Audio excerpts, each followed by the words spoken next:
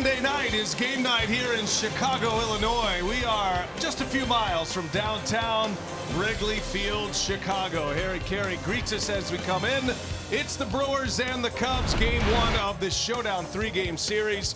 Brewers right now 2 back of the Cubs. They are 3 back in the loss column. St. Louis Cardinals at 4.5 back. That means the Brewers up a game and a half on the Redbirds in the wild card race as we start play tonight. Big series starting tonight here in Chicago, everybody. Great to have you with us. Brian Anderson along with Bill Schroeder. We'll hear from Sophia Minnaert in just a moment. Brewers coming off a terrific homestand, took 2 out of 3 from the Cubs, and then they swept the San Francisco Giants, and the pitching has been on point. Yeah, everything's been pretty good. I mean, you could say that the Brewers are playing their best baseball of the season. The offense has been opportunistic, but look what the Brewers were able to do in that last homestand.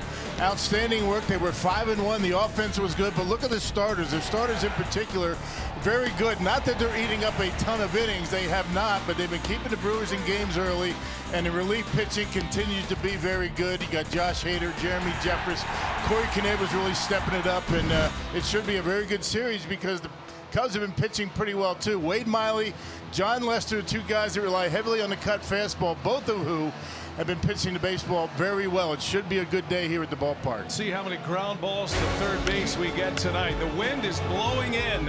Pitcher-friendly night at Wrigley has a touch of fall in the air. Brewers and Cubs, game one coming up next.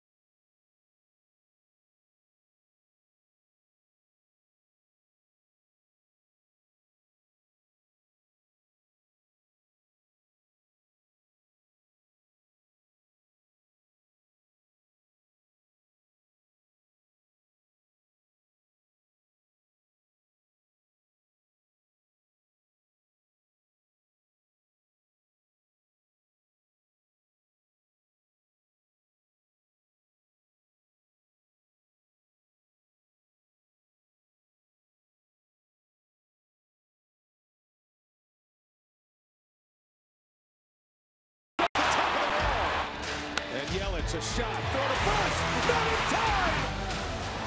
And that one's going to skip away. Anderson sends one deep to right, and Brandy Man. This Brewers-Cubs series is brought to you by Menards. Save big money at Menards on all your home improvement needs. Great to have you with us on a Monday night. Brewers Cubs, Brian Anderson, Bill Schroeder, Sophia Minnaert. Tonight's game being produced by Dan Keener and directed by Phil Malika. 68 degrees, that temperature expected to plummet into the upper 50s before we are done here tonight. All smiles for the manager of the Brewers, Craig Counsell, coming off a sweep of the San Francisco Giants, and the Brewers go 5-1 on their homestand. And the Brewers now 2 back in the division race. An 82-win season is guaranteed. They're 20 games over 500 to start play today. Check the batting order for the Brew Crew. Craig Counsell turns this one in tonight, courtesy of Potawatomi. Lorenzo Cain will lead off, then Christian Yelich. Jesus Aguilar hits third. In the middle, it's Ryan Braun, Jonathan Schoop, and Mike Moustakas. Eric Kratz will get the call behind the plate. Orlando Arcia at short. Wade Miley rounds out the starting 9, and that is the lineup that will face left-hander John Lester. Yeah, 4th year with the Cubs. He's putting together a nice season. You can see 15-5, 353 earned run average. Last time out, Lester beat the Phillies. It was an 8-1 victory, 6 innings, no runs for Lester. He has been throwing the baseball extremely well as of late. Great energy in the ballpark. Crowd still filing in on this Monday night affair, and the first pitch from Lester is away for ball 1, and away we go. Lorenzo Cain leading the way for the Brewers tonight. Currently 5th in the National League in batting average starting play today. He's hitting .306. And a shot over the head of Murphy at second base, and a base hit for Lorenzo Cain. Good way to start the night for the Brew Crew. Now let's check out the Cubs as they line up defensively here tonight. Behind John Lester, you got Brian Almora and Zobrist in the outfield. Baez and Russell on the left side. Murphy, Rizzo on the right side, and Wilson Contreras behind home plate, hanging the signs for Lester.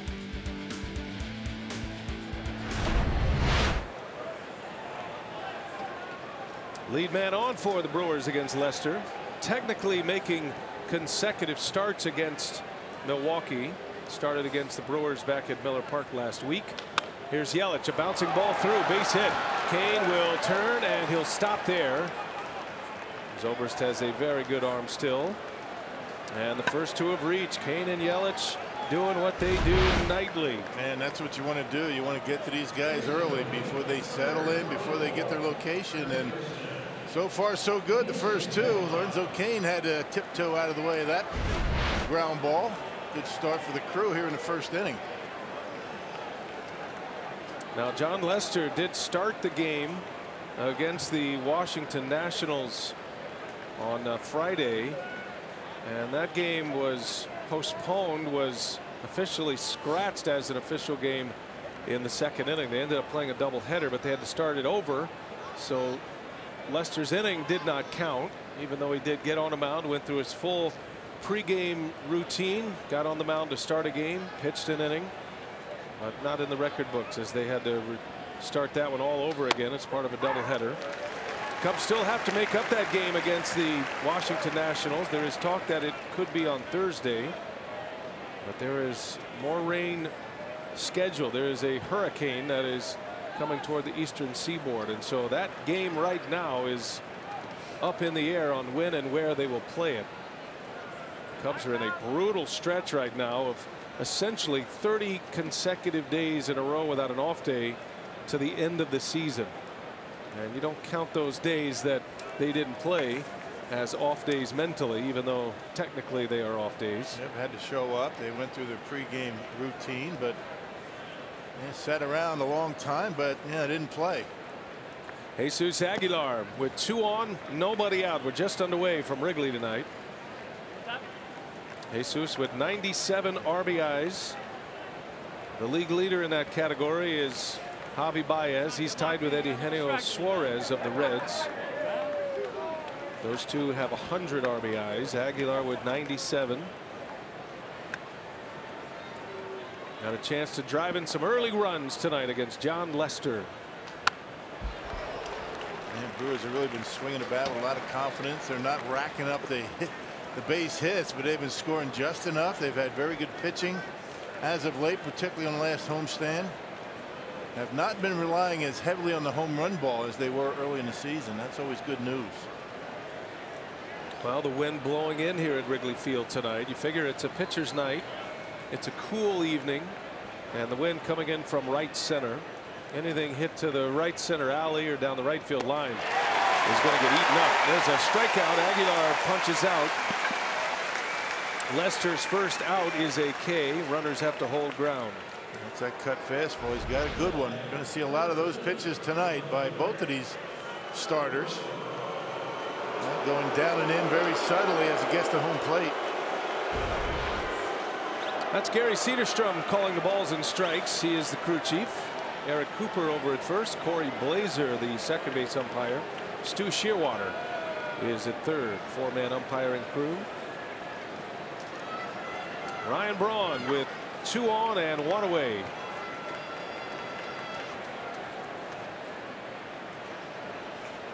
Braun was right in the middle of the fire yesterday against Madison Bumgarner, and the Giants was hit by a pitch. There were some words exchanged earlier in the game after Braun flew out to center field, and then he thought they were friendly words, friendly exchange, but Madison Bumgarner did not feel the same, I guess. Yeah.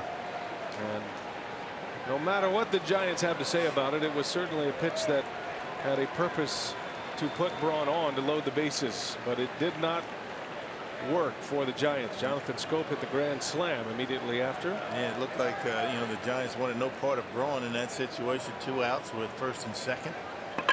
Instead of walking him, just hit him. 2 on 1 away, and Lester misses low. 2 balls, no strikes on Braun. Lester's fastball about 91 these days. He can reach back every now and again. He's got the cutter. They say he's throwing a few more curveballs these days. He's been on a nice little run for himself lately. Mixing it up a little bit more. It used to be fastball cutter exclusively for Lester. Hard to figure that he struggled at home so much since the All-Star break. He's made 5 starts at Wrigley since the break. ERA of 9.5. There's a strike to Braun. The home road splits are not good for John Lester. Most of that ERA coming from his 5 second-half starts here at Wrigley Field. It's at 4.25, but 9.5 in those 5 starts since the Midsummer Classic. He's always been a big game September pitcher. Lester picked up a win against the Phillies. His first start in September. Made a start against the Brewers. Did he go? He did not. Able to check his swing. Braun has good numbers against Lester in his career. 8 for 18. A couple of walks, 5 strikeouts, hitting at a .444 clip. Yep, able to hold up on that cutter. Brewers would love to get on the board early tonight. This is a huge game. They all are the rest of the way, but Milwaukee trying to keep the roll going, taking 2 out of 3 from the Cubs last week at Miller Park. They've got the Cubs in striking distance now, just 2 back in the standings. Lester deals Braun a foul ball right in under his hands.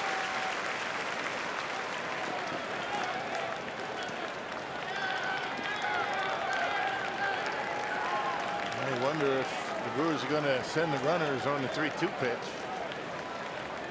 Maybe try and stay out of that double play. Lester will get some grounders with that cut fastball. The Brewers do have the most stolen base attempts against left-handed pitchers over the last 2 years. It is something they try to employ, especially against a guy like Lester. Full count. Crowd's into it early, and Braun takes ball 4. Missed with a fastball. They are loaded again for Scope. The last 3 Scope at bats have been with the bases loaded. At the grand slam, which was the moment in yesterday's game. The Brewers were down 2-1. Scope got a hanging slider from Madison Bumgarner, and Powerball home run number 21 was his 3rd career grand slam, and the Brewers went up 5-2. Yeah, big one for the Brewers, obviously, but even a big one, I think, for the confidence of Jonathan Scope going forward. He needed that moment. He got it in a big spot. Drove in 5 yesterday. 5 of the 6 runs the Brewers posted. And he hits that one hard into left field. That is back and is going to be caught at the track by Bryant. In to score is Lorenzo Cain, and right away you see the effects of the wind at Wrigley Field. Yeah, I think that Scope got one down on the label just a little bit, but able to hit it deep enough. Off the bat, it looked as though it was going to carry out of here. I'm kind of blowing across from right to left right now. Yep, he got it down on the label just a little bit. That's what kept it in the ballpark, but a good swing by Scope. 5 RBIs yesterday and starts tonight with an RBI. Last 3 at bats, 6 runs batted in. Kane scores the first run of the game. And the Brewers get one on the board quickly against Leicester. Here is Mike Moustakas now with 2 on and 2 away. And the runners start, then stop. Braun doesn't stop, and now a run down. Yelich trying to stay in it as long as he can. And he is out, and that will end the inning. Little miscommunication there. Yelich started, then stopped. Braun never saw him. And the Brewers run themselves out of a potential big inning.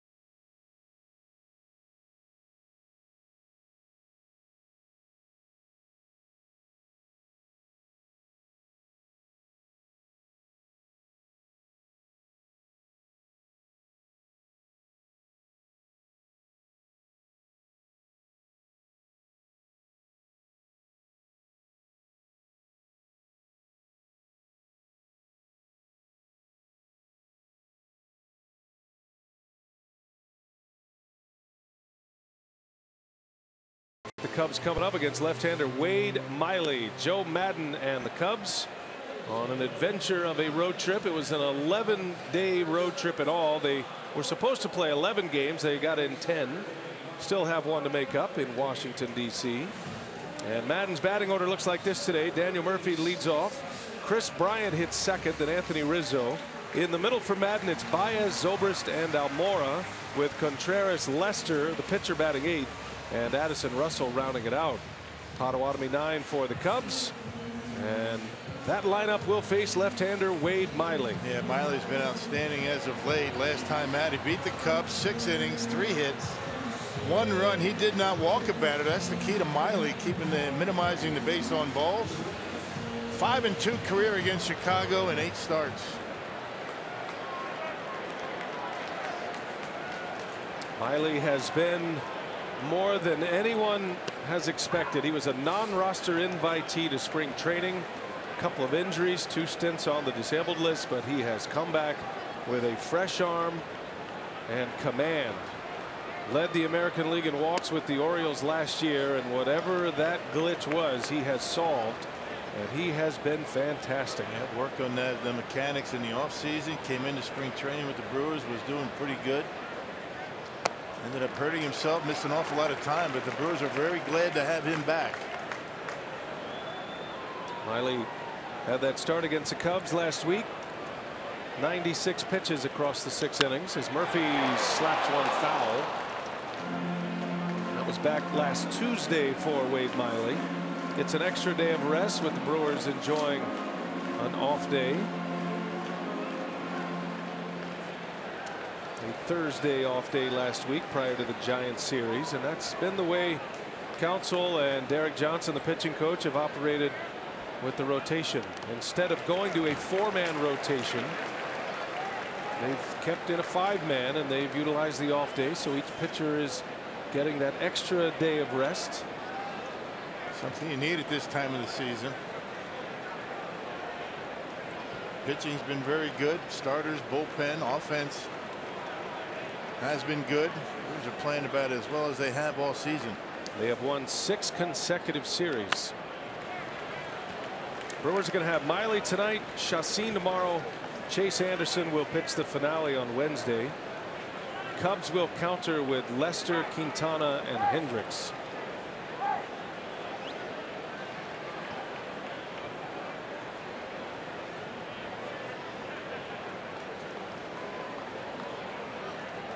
Had to get a water bottle off the field. Is that what that was? Yeah. Gary Cederstrom wasn't just randomly yelling at someone. No. Murphy in the left field, and routine for Braun, who will put it away for out number 1. Well, the Brewers defense, let's check it out here tonight. Behind Miley, got Braun, Kane, Yelich in the outfield, Moustakas at third, Arcia Scope up the middle, Jesus Aguilar at first, and Eric Kratz behind home plate. Kratz has been very good behind home plate and has come up with some big hits for the crew.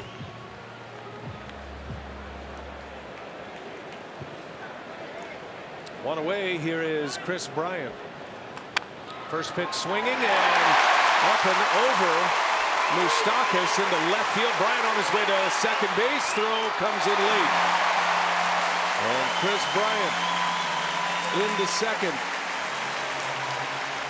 Well, the hot bounce came up on Moustakas and right over the glove. Brian picking on the first pitch right here, not able to handle the hop and into left field. Got to be a base hit, doesn't it? Yeah, they scored as a double. Tough break for Wade Miley.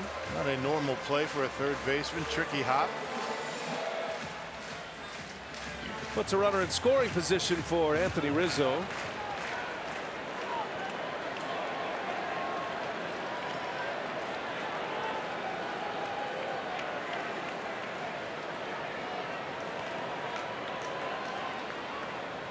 Rizzo having a monster second half. It really started after the first 6 weeks of the season. He was not good early in the schedule, but he has turned it on in a big way. Matter of fact, he's the major league leader in on-base percentage since the All-Star break, getting on base at a 45% clip since the All-Star break. And the numbers stack up well. 24 homers, 91 RBIs. He's currently 6th in the league in RBIs. Hit that 24th home run in Milwaukee last week. That was a 2-run blast in the 8th inning of game 1. And that was against Josh Hader, the only home run to a lefty that Hader has given up this year. Cubs are just now getting Bryant back. He's been back 10 days. He's been on the disabled list. Still have some injuries. Jason Hayward out with a hamstring injury. So with Hayward out, Bryant is playing more outfield for Joe Madden, which has cleared some space for Addison Russell. He had a real dilemma what to do with Baez and Russell. Baez is making a run at an MVP this year. There's a shot foul. He just missed the line. And it's 2 balls and 2 strikes on Rizzo. Yeah, good problem to have if you're Joe Madden. The Brewers are dealing with the same thing. Yeah, good players. How often can you play them? Who has to sit? Who plays? Sometimes that can be an issue in a clubhouse.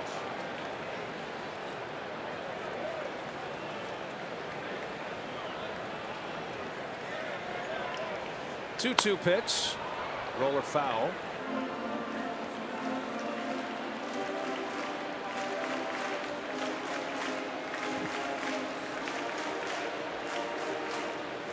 Wade Miley giving up a bad hop double to Bryant. Javi Baez on deck. A formidable order for Joe Madden every night. And that's about as good as you can get, top 4 in the batting order, with Murphy, Bryant, Rizzo, and Baez. And Craig Counsell will manage accordingly as this game goes on, and you'll see the Brewers manager navigate toward that top of the order. Brewers are hoping for a good long start tonight from Miley. He's been the only one to go 6 innings recently. Pickoff play, throw into center.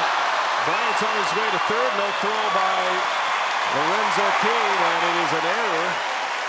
That puts a runner at third base for the Cubs with 1 out. Not exactly sure why you got to feel like you got a pickoff. Well, maybe just trying to keep him close. If you want to do that, just kind of step off. Over the head of Arcia, and Bryant able to get into third base easily. Changes the at-bat for Rizzo.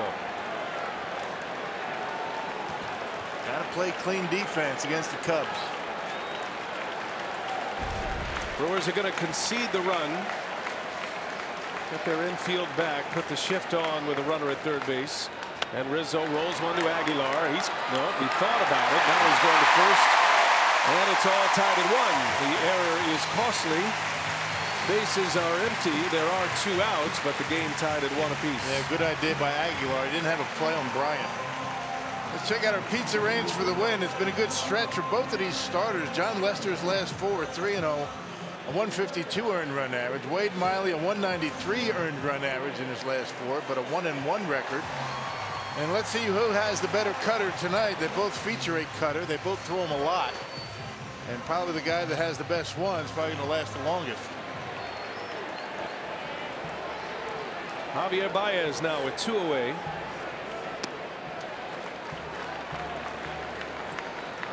Baez leading the league in RBIs with 130 homers this year. Been stuck on 30 for over a week now. Hit his 30th 2 Sundays ago against the Phillies. 294 batting average. Baez is among those in the discussion for an MVP this season. Christian Yelich has put his name in that group. And this is probably the last guy you want to walk. The way he can make things happen on the bases. Green light, 3-0. Give him a changeup. Yeah, good idea. Knowing Baez would be up there trying to do some damage. Pulls his head, not even close. And Miley deals strike 2. Full count, 2 outs. Cubs answer a Brewers run in the first with a ground out and an RBI from Rizzo. And Baez draws the walk. The last guy you want on. Creates so much chaos on the bases. Miley does a good job controlling the running game. He has an excellent move. Kratz throws the ball well behind the plate. But I wouldn't imagine Baez would be there long. But his aggressiveness, he really forces a lot of mistakes on the defense. Brings up Ben Zobrist, the switch hitter. Zobrist having a great year. 3rd in the league in hitting coming in. .313 batting average. Big bounce back from last season.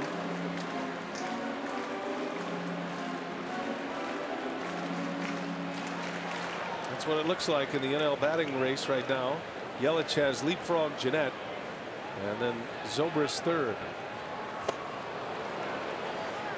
And one thing you have to be careful with Baez at first base, if you're pitching, don't worry too much about quickening your delivery too much, because that's when you end up dragging the arm and you leave one up and the hitter's going to hit one hard.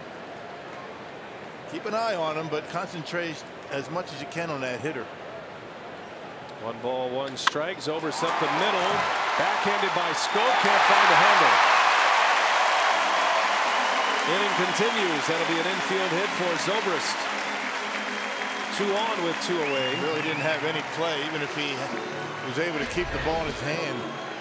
Arcia not at first or at second, and he had no play at first base. Had the big shift on for Zobrist. So a couple of hits for the Cubs in this first inning. Neither one hit all that hard. And 2 ground balls that are outs typically. But Miley having to dig deep here in this first inning. A run is in. That'll bring up Albert Almora Jr.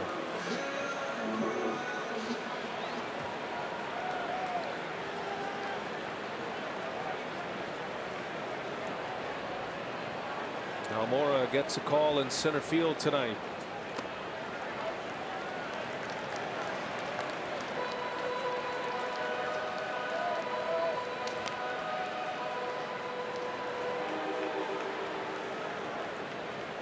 Got to be at least 25 pitches for Wade Miley in this first inning.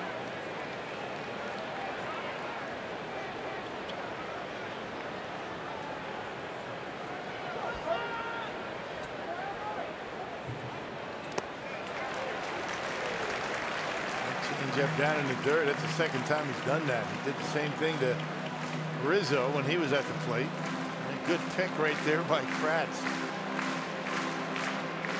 Now, if you're Wade Miley right now, you have to talk to yourself. You're pitching well. He's got good command. The walk to Baez notwithstanding. Getting the ground balls. And a pickoff play, and that throw is a good one. Baez back in time.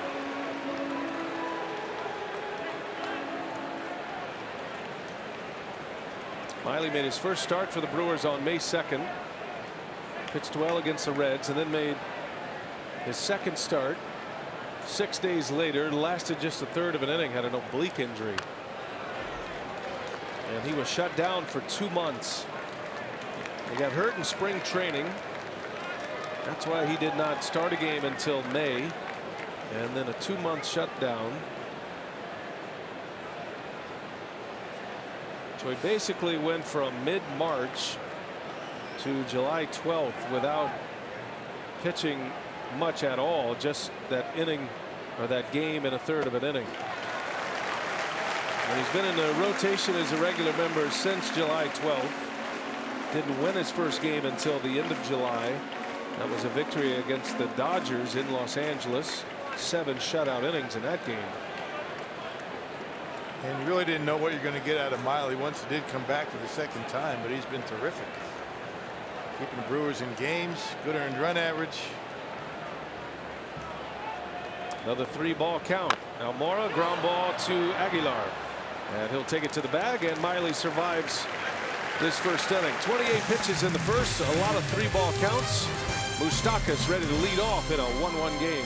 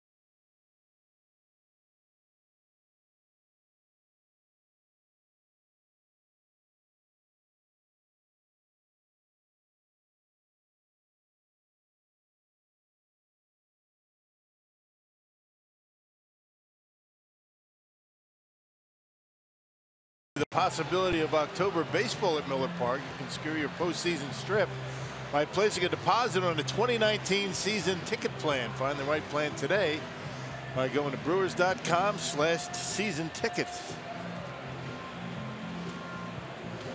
Cubs and Brewers, game 1 of this 3-game series. Final series of the year with the Chicago Cubs. 3 night games this week, Monday, Tuesday, Wednesday. Make plans to come join us here at Wrigley. First man up, Mike Moustakas hammers one to center field, and this one's going to be off the ivy. Moustakas on his way to second, a belly flop double. Smoked that one. Maybe on a different day it's out of here, but I think Moustakas got just about every bit of that when he barrels it up into dead center field. About halfway up the ivy in center and has to belly flop into second base. That ball was scorched. Yep, fastball out away from him, and they stayed right on it. Good start to the second inning for Milwaukee. Missed that basket by just a couple of feet. Brewers have 3 hits already against John Lester. Here is Eric Kratz now with a runner at second, nobody out, just starting the second inning.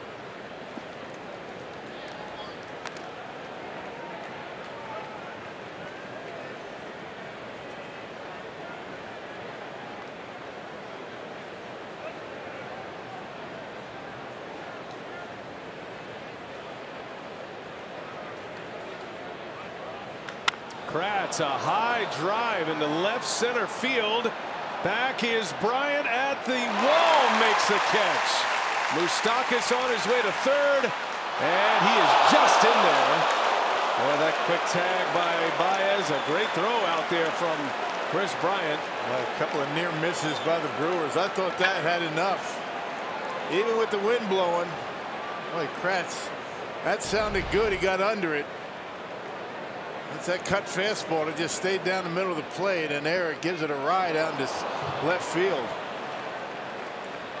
Up against the wall. Pretty good throw by Bryant from the wall out there in left. He thought so too. Man, that must have come down right in front of the basket in left field as it hangs over the outfield wall in the ivy. Tough break for Kratz. Yeah.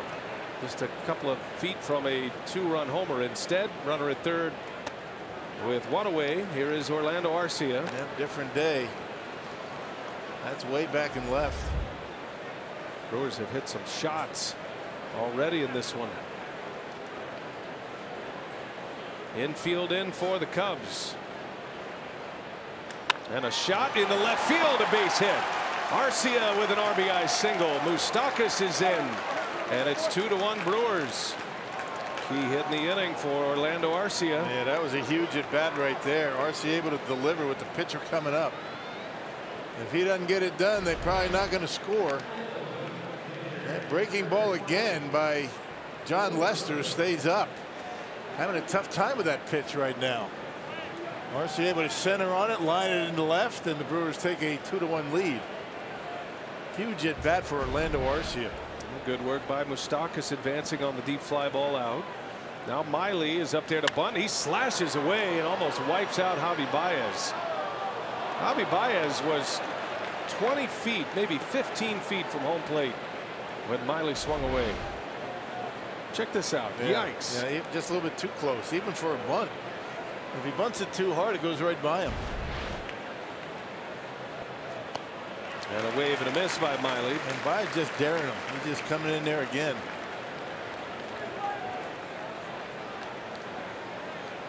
Brewers are swinging aggressively at Lester. 6 of the first 8 Brewer hitters put the first or second pitch in play. Miley again, little half swing. It's a foul tip and a strikeout for the second out.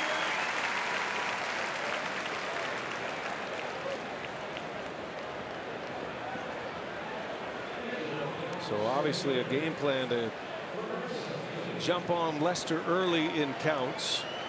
He does have a lot of get over, breaking balls and cutters. And he's been leaving pitches up. I mean, even the cutter, you know, Kratz hit a curveball that was up in the strike zone.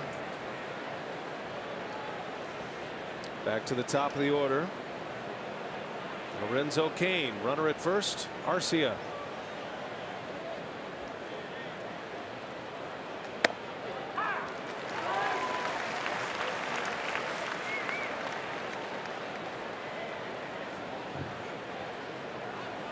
Cain coming off a good homestand at the plate, was 6 for 21.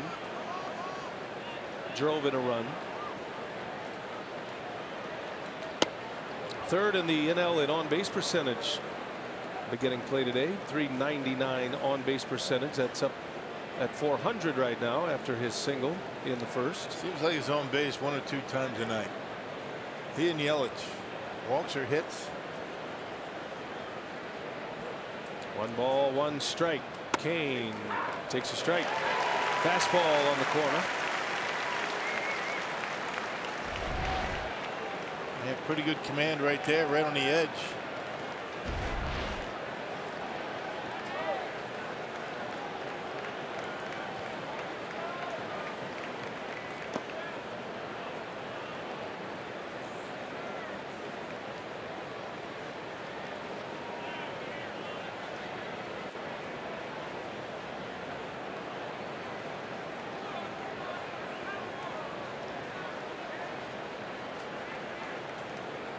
Two to Kane with Arcia at first base. And a base hit into center field. Lorenzo Cain with 2 for 2 tonight. 3rd hit of the inning for Milwaukee. That's 5 hits already against Leicester. He really is getting a lot of the plate, isn't he? That was a cutter that time. Yeah, Lorenzo able to take advantage of a cutter that just kind of spins up there, middle in. It was supposed to be outside. So Contreras reaching for it, and Lorenzo able to hit it hard into center. Can't square it up any better than that. No. Great look at it. He was taking advantage of mistakes. 2 runs are in on 5 hits. RBIs from Scope and Arcia. And here is Christian Yelich now. 2 on, 2 out.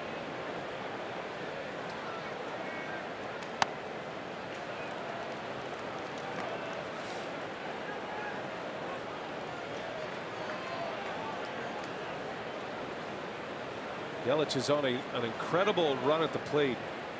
Last 55 games, .356 batting average.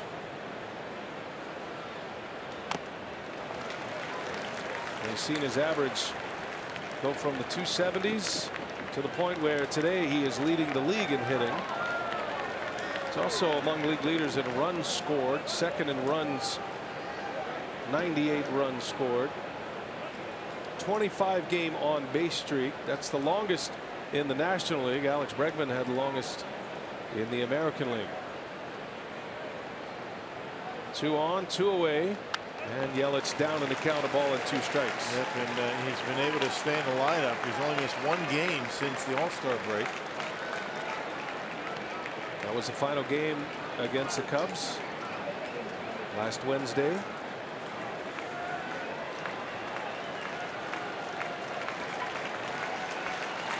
Good speed on the bases. You got Arcia at 2nd. Kane ready to run at first. Cubs outfield is deep against Yelich.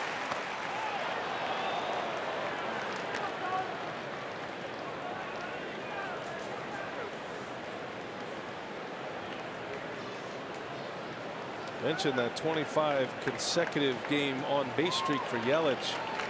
He's hit 10 home runs during that streak. All the 2s on the board here. 2 balls, 2 strikes to number 22.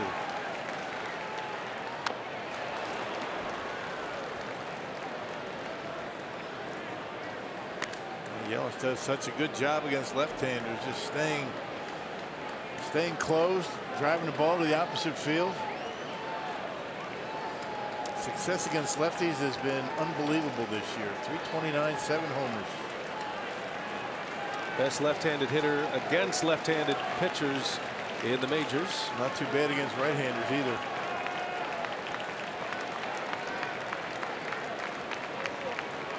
Do it again. Another 2-2 pitch. And that misses low and away. 3 balls and 2 strikes now. That'll give the runners a head start with 2 away. Brewers have a run in the 2nd inning to regain the lead 2-1. Aguilar due next. Full count. Runners take off, and Yelich just swinging a foul.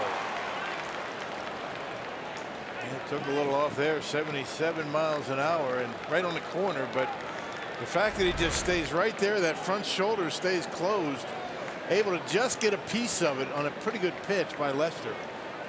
You pull off that pitch just a little bit, and that's a swing and a miss.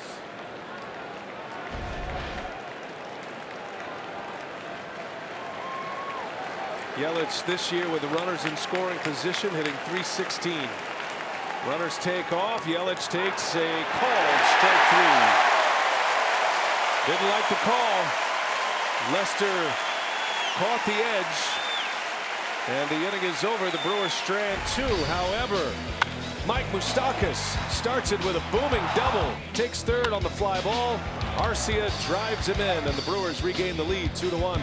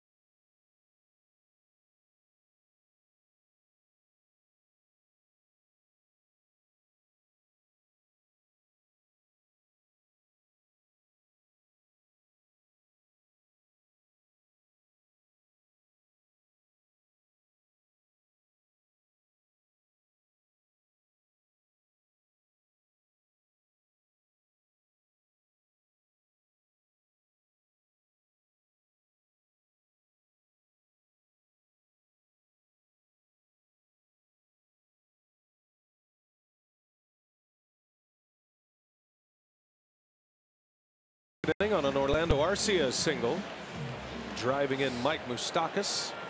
And here we go to the home half of inning number 2. Miley back on the mound. He'll face Contreras, Lester, and Russell.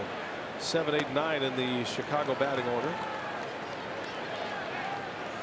Pretty much of a perfect pitch to Christian Yelich by John Lester on that 3-2 pitch. Right on the corner. You can't run it across any better than that. Right about there, actually.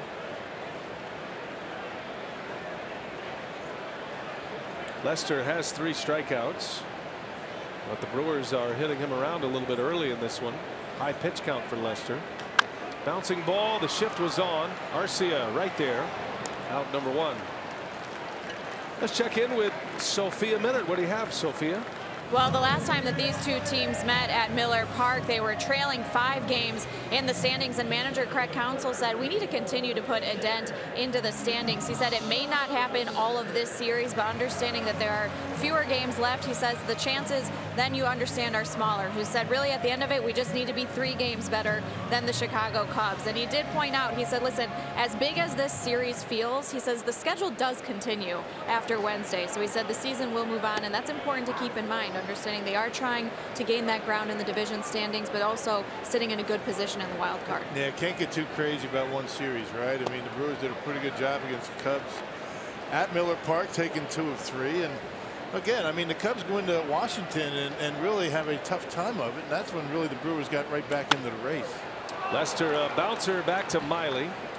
That'll be out number 2. Brewers had a terrific homestand, and the Cubs on that long, difficult road trip had a tough time toward the end. Now the Brewers cannot win the season series this year against Chicago. Cubs have already won 10 games of the 19 that will be played. 10-6 is the current standing right now between these two. But the way it started? Yeah, the way it started was losing 7 of 8. Right. Got swept in a 4-game series, then dropped 3 out of 4 in a 4-game set early in the year. So it's been a good comeback by the Brewers. Two gone for Addison Russell. Miley could use a quick inning. Had a 28-pitch first inning. Well, the best place to be for a baseball team is the underdog.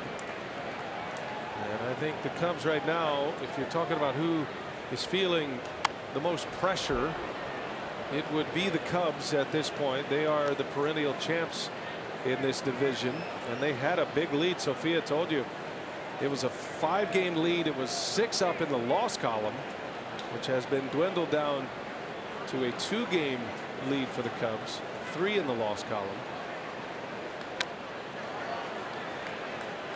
Yeah, when the Cubs are expected to be the team on the top. I mean, even before the season began, rightfully so. Brewers right on their heels right now. All the pundits figuring the Cubs are going to get it done. Brewers are giving them everything they've got. Brewers have played 2 more games than the Cubs. They have 18 left, including tonight. Cubs have 20 remaining.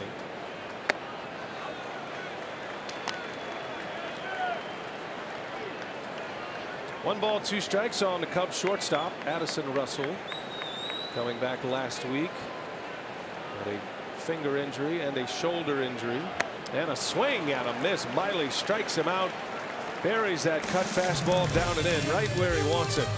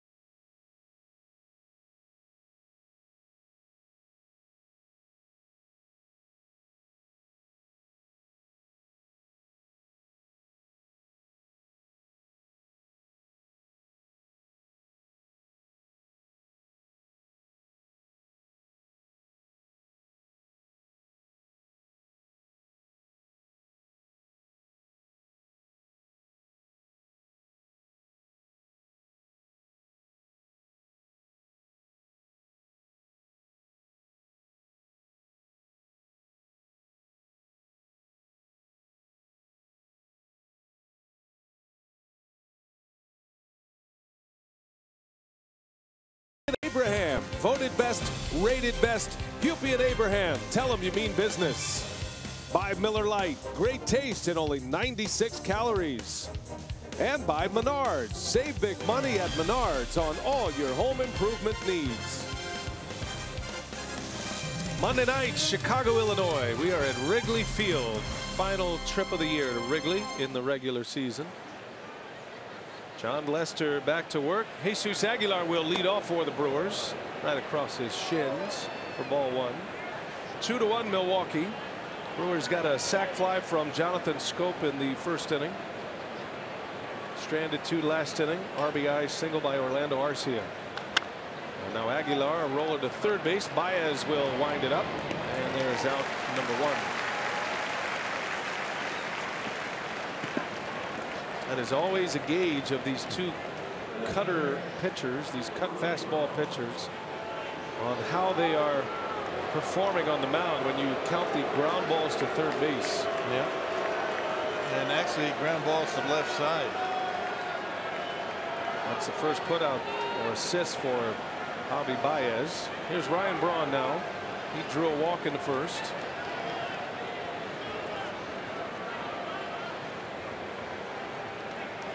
First ground out for Lester. Brewers have 5 hits on John Lester through the first 2 innings. A lot of early swings. And making mistakes with that cut fastball. Brewers have been hitting it hard when he's left it down the middle. There's that four-seamer right there, right on the edge, 92. That's about what you're going to get out of Lester. Every now and again, it'll give you a little bit more, but you're talking 90, 92 miles an hour with a fastball.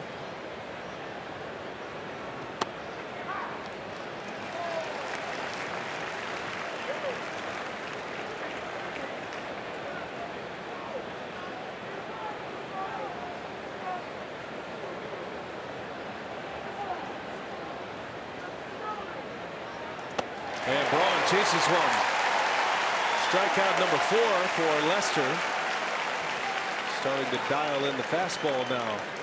2 quick outs for Lester. Time now for tonight's BP Brighter Picture. Jonathan Scope is in the spotlight tonight. His last 15 games, a .293 average, 4 home runs, including a grand slam yesterday. 5 of those 15 RBIs coming in yesterday's game against the Giants. He was responsible for 5 of the 6 runs. So those are more Scope-like numbers over the last 15.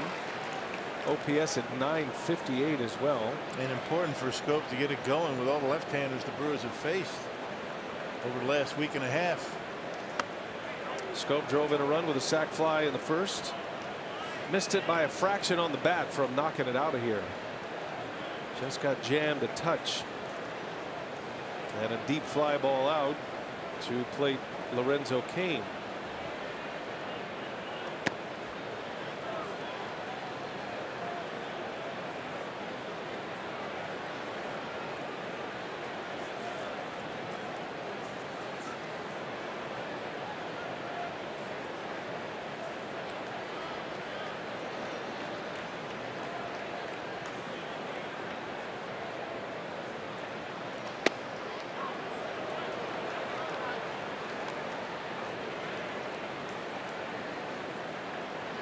And Lester's starting to dial into location now. He just missed the outside corner with that last pitch. 86, took a little off. Got Moustakas on deck. Scope trying to get him an at bat in this inning. Here's a 3-1. Scope took a big rip, fouls it back. Fastball right down the middle. And Ryan Braun took one right down the middle. And Scope gave that one a pretty good swing, but fouled it straight back.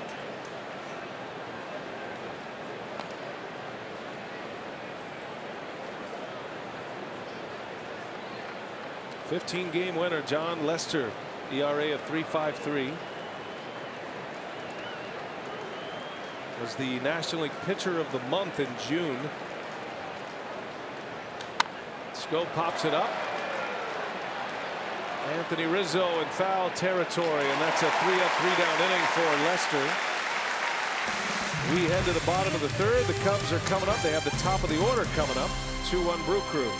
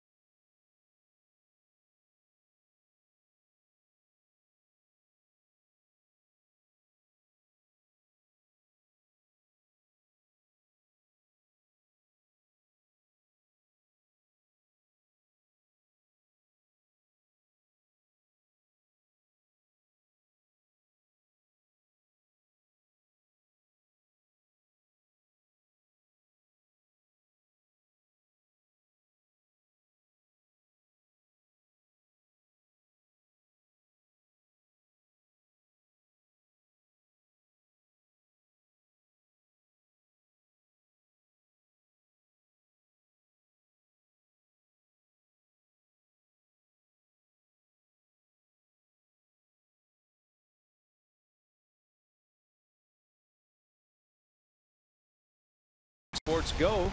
Download the app. Take Fox Sports Wisconsin and Brewers baseball with you wherever you go. Brewers fans at Wrigley Field taking the trip. Easy little trip. Could take you an hour and a half. Could take you 4 hours. You never know. Wade Miley back to work. Brewers lead 2-1. A shot to third. Murphy on a one-hop rocket to Moustakas. Out number 1 on the first pitch of the inning. Yeah, right at him. He was even with the bag and able to gobble that one up. Not an easy play, even though it was right at him, right on the grass. Couple of hops from Moustakas makes it easily. You don't expect a lefty hit the ball that hard right at you when you're playing third base.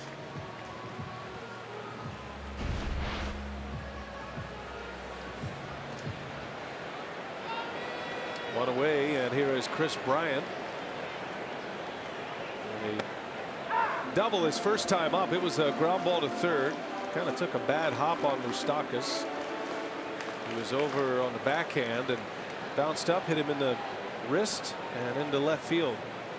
Yeah, had some top spin on it, came right up on him.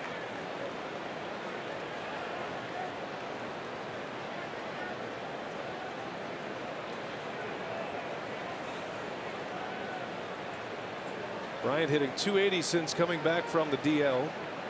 It's been a little over a week now. 7 for 25 at the plate.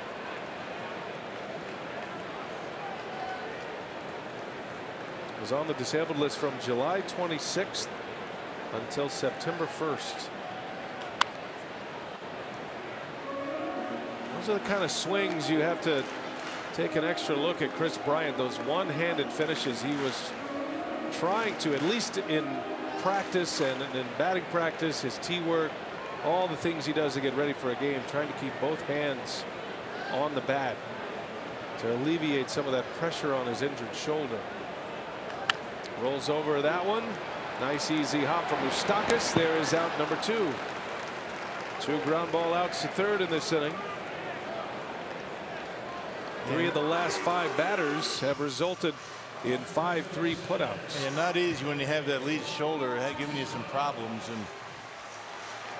a lot of different things. You got to adjust your swing a little bit. You do different things that's out of the ordinary. Just trying to figure it out right now. Chris Bryant has been getting his hits, but hasn't been able to drive the ball like you expect he usually does.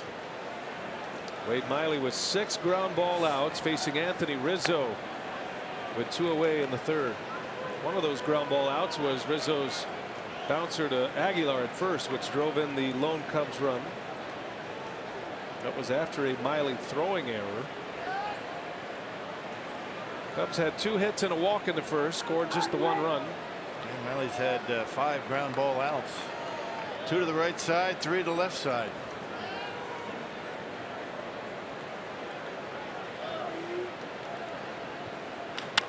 And there's a ground ball. Plenty of time with Rizzo running. Scope makes a play for the out. 3 grounders and a 3-up 3-down inning for Wade Miley. 2-1 Brewers. We go to the 4th.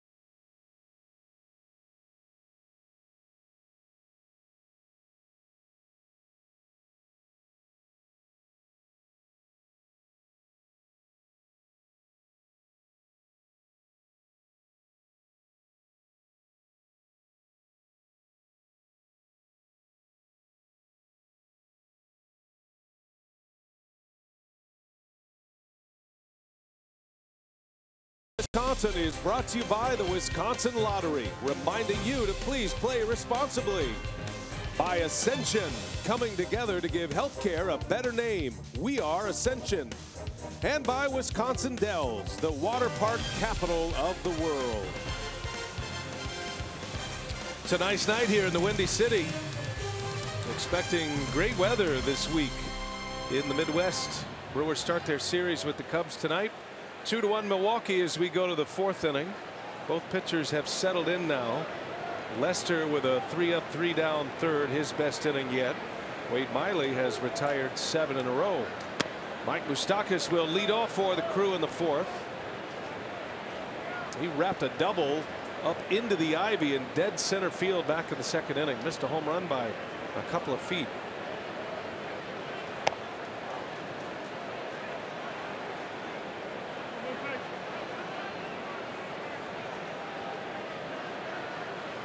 Moustakas has been busy at third base, as he usually is with Wade Miley on the mound.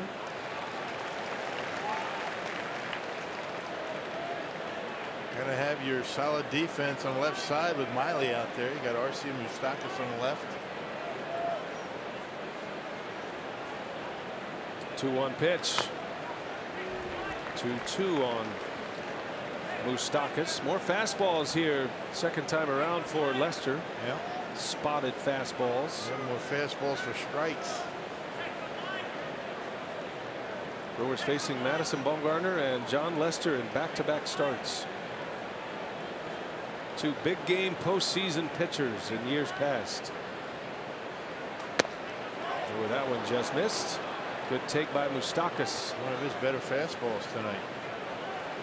93-mile-an-hour pitch from Lester.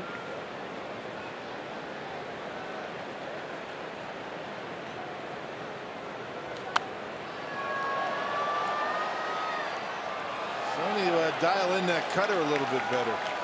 Not leaving it down the middle of the plate. It started around the third inning. Actually started with Christian Yelich. Last out in the second inning. He's dialed in a little bit better on the corners. 34 years of age. John Lester made the All-Star team this year. Was his 5th All-Star appearance. And he issues a walk. 2 good at-bats for Mike Moustakas. Lead man on here in the fourth for Milwaukee. Yep, second walk issued by Lester. Hey, the Brewers host Chris Archer and the Pittsburgh Pirates for a 3-game series at Miller Park. That's Friday through Sunday. Check out the complete schedule that includes 2 big gate giveaways, and to book your seats, go to brewers.com today. So Eric Kratz now with a man on to start the fourth. 3 out of 4 innings the Brewers have put their lead runner on. The first 2 have scored. Lorenzo Cain scored on a sac fly by Scope in the first. Orlando Arcia drove in Mike Moustakas, who led off the second with a double.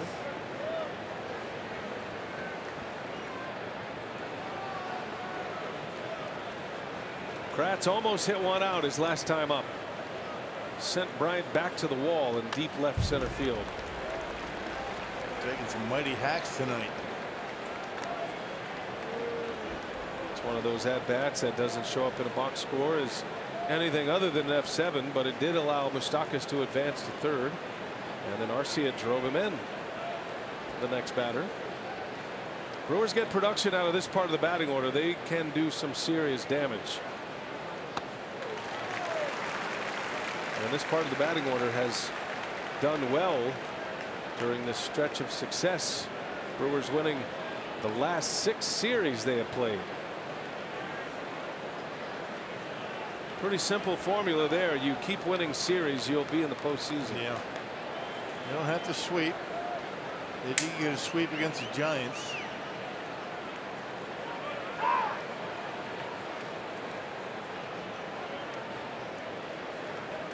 And to continue to win series, not easy against any team. Brewers on this quick road trip, just 3 days here in Chicago. And then they'll head right back to Miller Park, starting a homestand against the Pirates and the Reds. Kratz, a swing and a miss. Lester got him to chase one upstairs. Strikeout number 5 for the big lefty. Well, supposed to come inside, didn't do it. 89 miles an hour up out of the zone. Kratz behind it. And one away. Here comes Arcia now.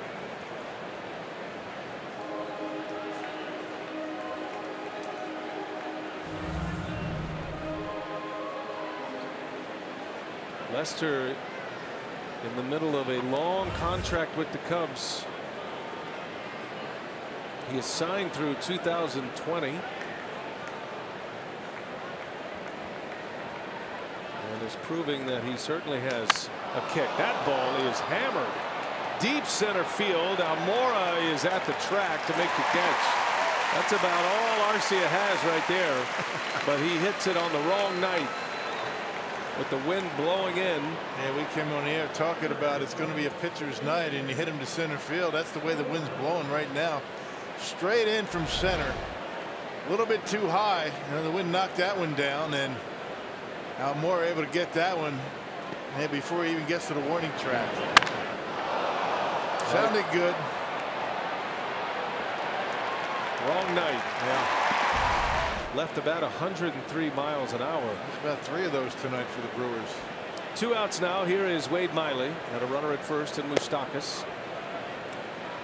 Miley last time up struck out. 61 pitches for Lester. 38 of those, make it 39 of those now have come from the stretch. Brewers have 5 hits and they walked, 2 walks actually, 7 base runners. Trying to tax the starter a little bit, make it a short night.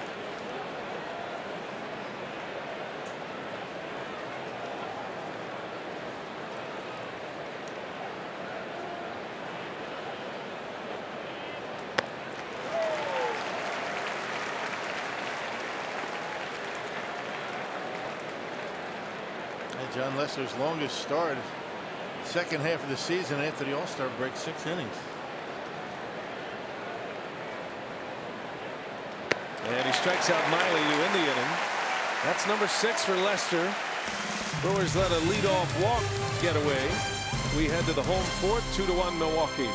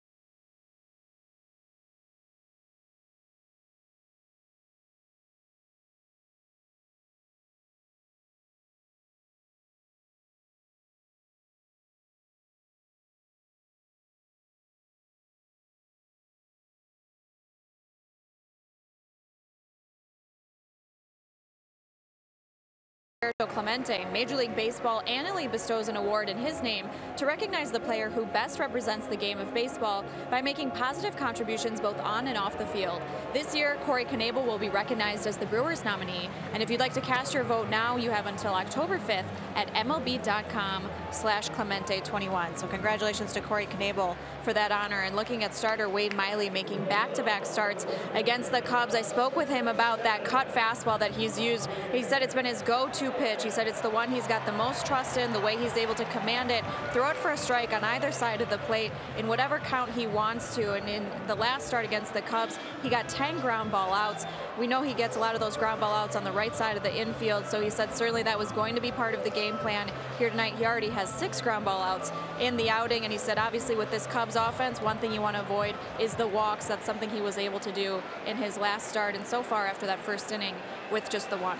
Well, it's been a great study in the analytics and the decisions on a player. Baez drops a bunt down. Miley scurries to throw him out at first. Wow. Close play at first base as Baez tries to push a bunt toward the right side. Yeah, awkward play by Miley. Got to the baseball, but kind of got caught. Not sure how he's going to get the throw off. Right here, he's kind of got tied up a little bit. You know, the momentum not going toward first base and just able to get him. Well, the idea of Baez, he's trying to get it by the pitcher. Once you do that, it's an easy base hit. Push that ball towards second base. Looked like Miley didn't have a good grip on the ball initially. He is a terrific athlete, though, and was able to recover. Deal strike 1 to Zobrist. Now watching Wade Miley and the evaluation in the offseason that he might be a pitcher that could put some of the pieces together. The Brewers sent scouts to watch him this offseason, and were convinced that what he said and some of his mechanical fixes kind of lined up with what the Brewers personnel, the pitching personnel, saw as they were analyzing him from last season. He just struggled with his command. They really haven't given up what exactly mechanically it was that he fixed this offseason. He's pretty tight with that. I don't blame him. But a lot of it has to do with confidence, tempo, being in a good spot. He loves being a Brewer and raves about the pitching coach, Derek Johnson. Zobrist with a base hit. He's 2 for 2 against Miley. All he does is get on base. You know, veteran switch hitter. Pretty good from both sides of the plate. The changeup right there, and Zobrist able to keep the bat in the hitting zone long enough to punch it into center field. He beats the shift right back through the middle. Well, Miley had retired 8 straight. Not a ball left the infield during that 8 consecutive retired batters. Now runner at first for Albert Almora Jr. Big swing and a miss. And you talk about those walks and the lack thereof from Miley with the Brewers this year. Last 5 starts, not including tonight, he's only walked 4 batters. Did not walk a batter his last time out against the Cubs. That makes your job a lot easier.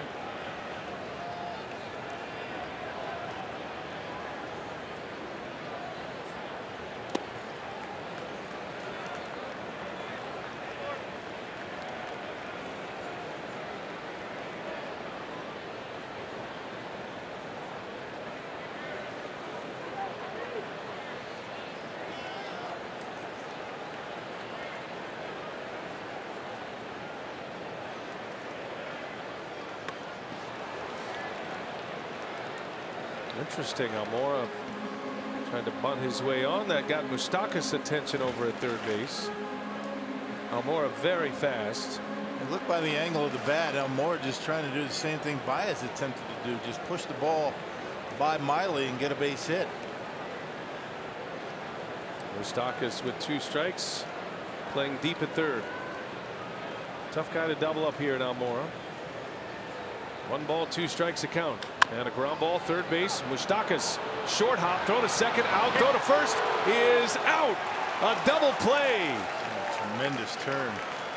Started by Moustakas. The Brewers go around the horn, and Jonathan Schoop with the great equalizer. That cannon for an arm. Heck of a play on all accounts. And Schoop fires a rocket to first to get Almora to end the inning.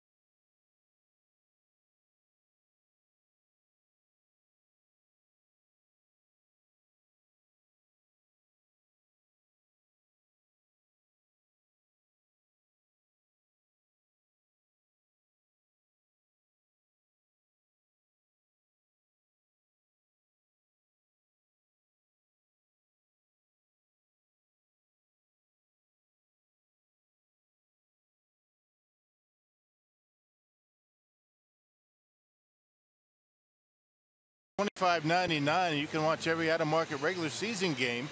Plus, get a free subscription to MLB At-Bat Premium. Blackouts and other restrictions apply. Visit MLB.tv to take advantage of this limited time offer. Now Wade Miley continuing to pitch well. Did give up a base hit with one away in the fourth, and then the next batter induces the double play. What a beautiful double play it was, too. Lorenzo Cain will lead it off. We are in the fifth inning now at Wrigley. Two really good throws started by Moustakas. Gave Scope a good easy throw to handle. Moustakas very quick getting that ball out of his glove and turned a nice double play. See Cain at the plate, presented by Blaze Pizza. Still another ground ball issued by Wade Miley. He's racking them up. Got 9 ground balls producing 10 outs. How about that? With the double play ball he just got. 0-2 to Cain. Well, you can't think about a Lester-Cain confrontation without thinking about the wild card game when Lester was pitching for the Oakland Athletics and was cruising along against the Kansas City Royals. In the air, right center. That's going to fall for a base hit. Lorenzo Cain is 3 for 3 tonight. Such a good approach with 2 strikes. Not trying to do too much. Just put the bat on the baseball. Give yourself a chance. Use that fastball. You can see Lorenzo gets it, makes contact down on the label, but fights it off. Dumps it into right. He waits back so well. There's a lot more base hits on the handle than there are off the end of the bat. And Lorenzo Cain, proof of that throughout his career.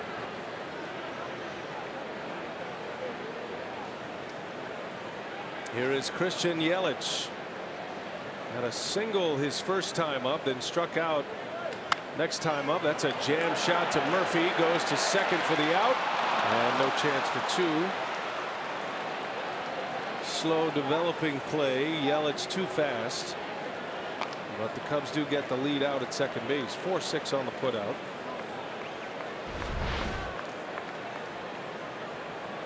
Yep, this one down on the label once again.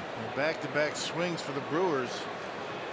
I don't think he turned double play anyway, but Russell just couldn't get it out of his glove.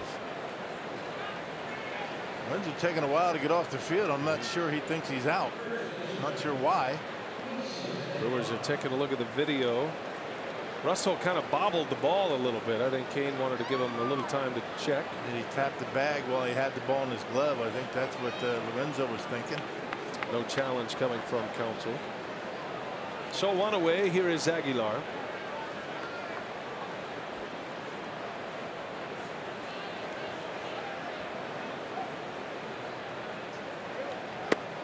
You know, you think about that wild card game. Lester pitched against the Royals in 2014.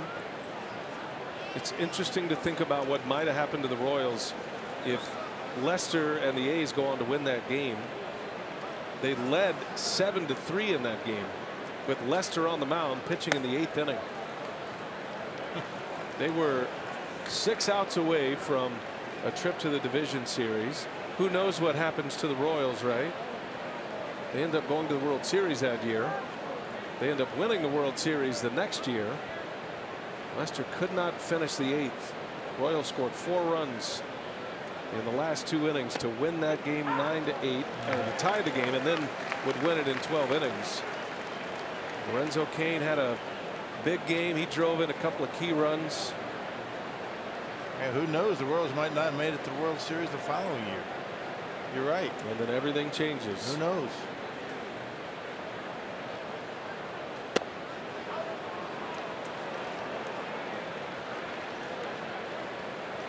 Brewers have a Royal kind of feel to them right now.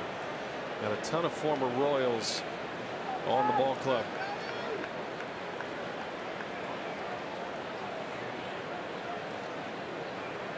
Three balls and a strike on Aguilar, with Braun waiting to hit next. Boy, Aguilar mad at himself. He thought he let one get away. Took a little off. 84 miles an hour. Changed up on him. Threw it right down the middle. Aguilar sitting all over a fastball, and Lester pulled the string on him.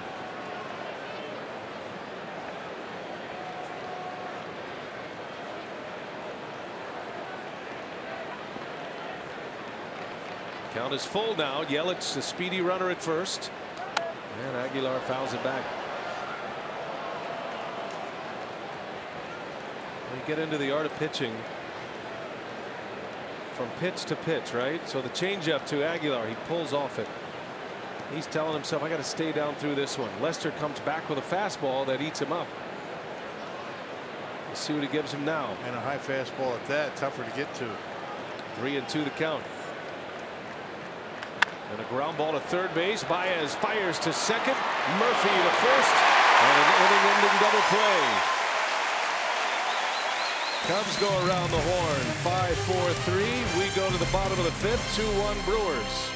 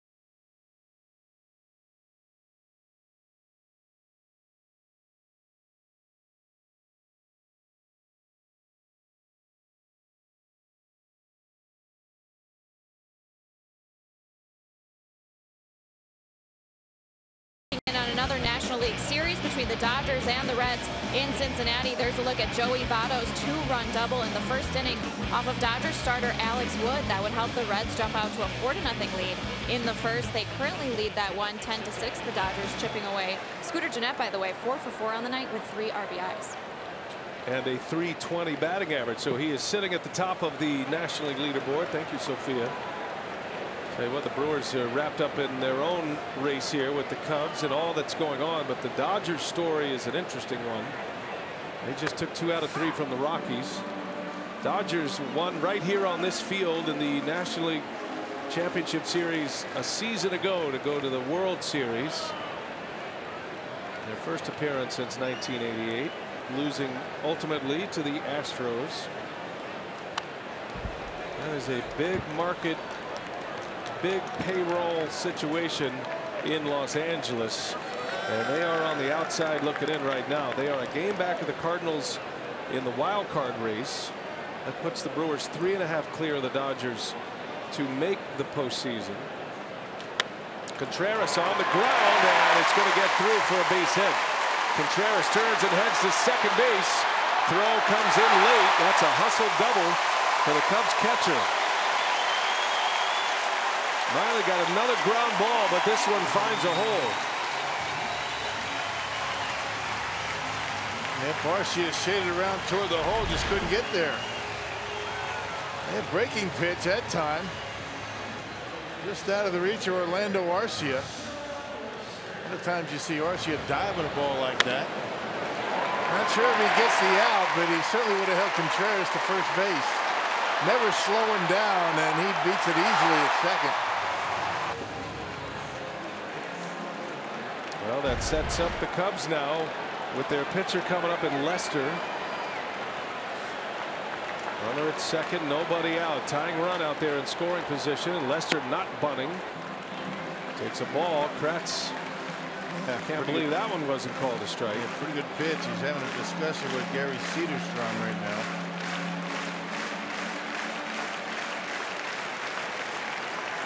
Lester's having his best year as a hitter. He's driven in 9 runs this season.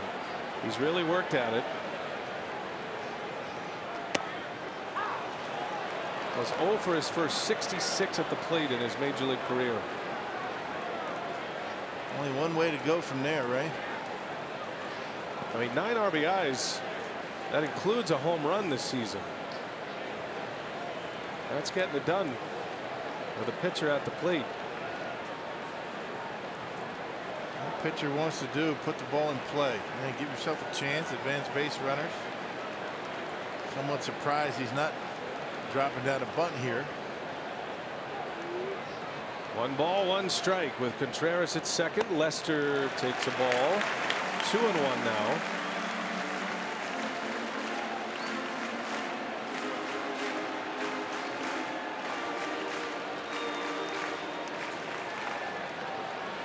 A hustle double to start the inning for Contreras. First time the Cubs have had a runner at second base since the first inning. Swing and a miss by Lester. Another pitch out of the zone. A break for Wade Miley. Gave him the cutter. Lester swings the ball 3. Evens the count at 2-2.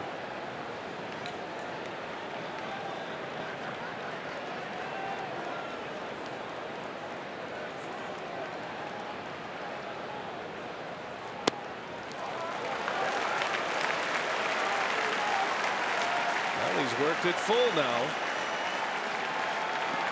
Or the whole inning changes if Lester reaches. Got to throw him a strike here. 9-hole hitter due next. Russell, and then you get back to the top of the order. Lester rips one center field. Kane on the run, and Kane makes the catch.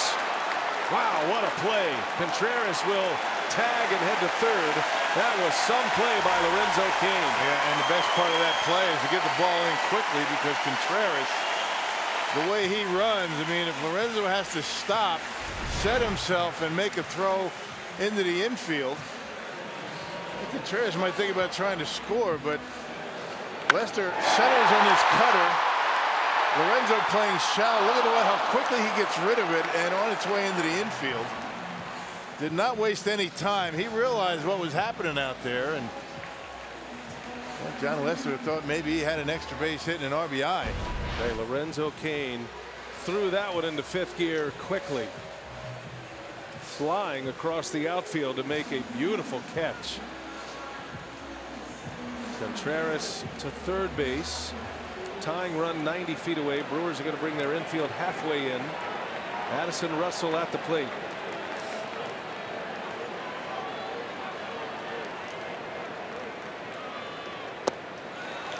This is a spot where Miley could use a strikeout.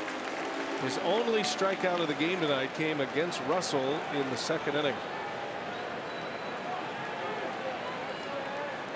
Cubs aren't biting on that cutter down in the zone right now. They lay off another one. 2-0 to Russell. They'd rather miss down in the zone than up, that's for sure.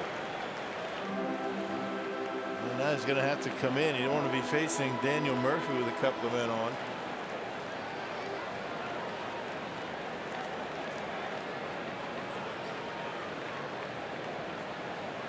Two balls, no strikes. Russell takes a strike on the outside corner. Curveball. We got a call there too, I think.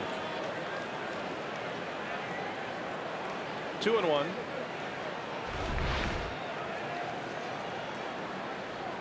And he did get a call. Fortunate.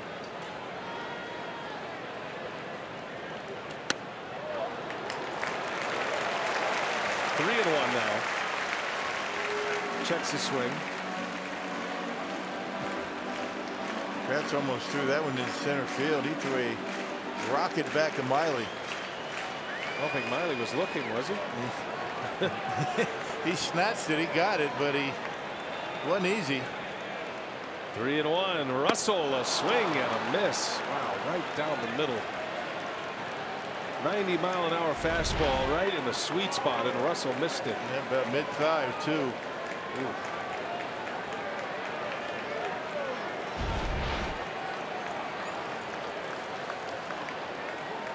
Full count. stumbled off the mound. He walked him. That's a costly walk there. Now the Cubs with one out bring Daniel Murphy to the plate, first and third.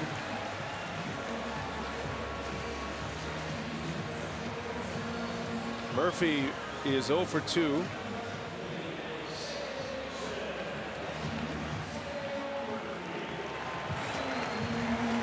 Be a big spot for a ground ball right here. See how Counsell plays it defensively. This is why you really have to control the bottom of this batting order. Now big trouble when you get to the top of the order with men on base.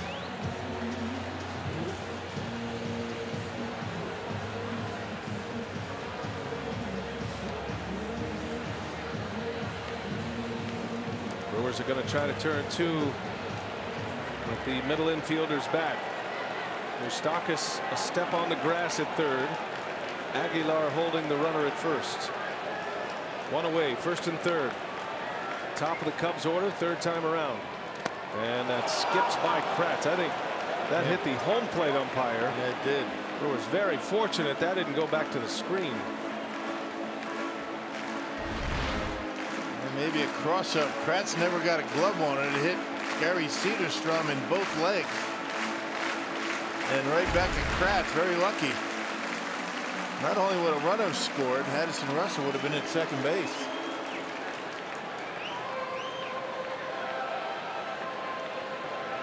Walking the tightrope here is Wade Miley in this fifth inning.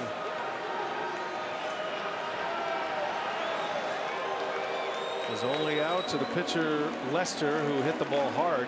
Might be the hardest hit ball of the night for the Cubs. Murphy has grounded into 5 double plays this season. 16 double plays grounded into last year. Yeah, he's hardly played this year. There's a big hole between first and second. Huge hole over there.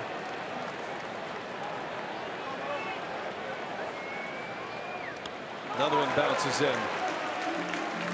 And suddenly Miley struggling with his command. Now it's 2-0 to Daniel Murphy. About 4 or 5 pitches that he spiked in the dirt. And that one in front of home plate, textbook by Kratz to keep it close. 3 consecutive pitches in the dirt for Wade Miley. Dangerous spot. One good pitch could get him out of the inning, though. Brewers turned an inning double play last inning.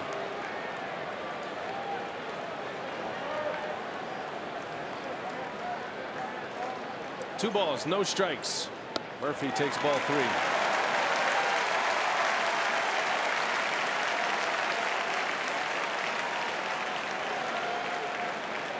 Bullpen is quiet for the Brewers. Miley struggling with his command, and he walks him on 4 pitches. The bases are loaded. Chris Bryant coming up. And Counsell forced to go to the phone to get activity in the bullpen. Yeah, just lost it. Yeah, fell behind Lester. Walt Russell, the number 9 hitter, and did not throw a strike to Murphy. 2-1 Brewer lead. The Cubs have it burning hot here in the 5th inning. Chris Bryant with the bases loaded. Doubled his first time up. Scored the lone Cubs run.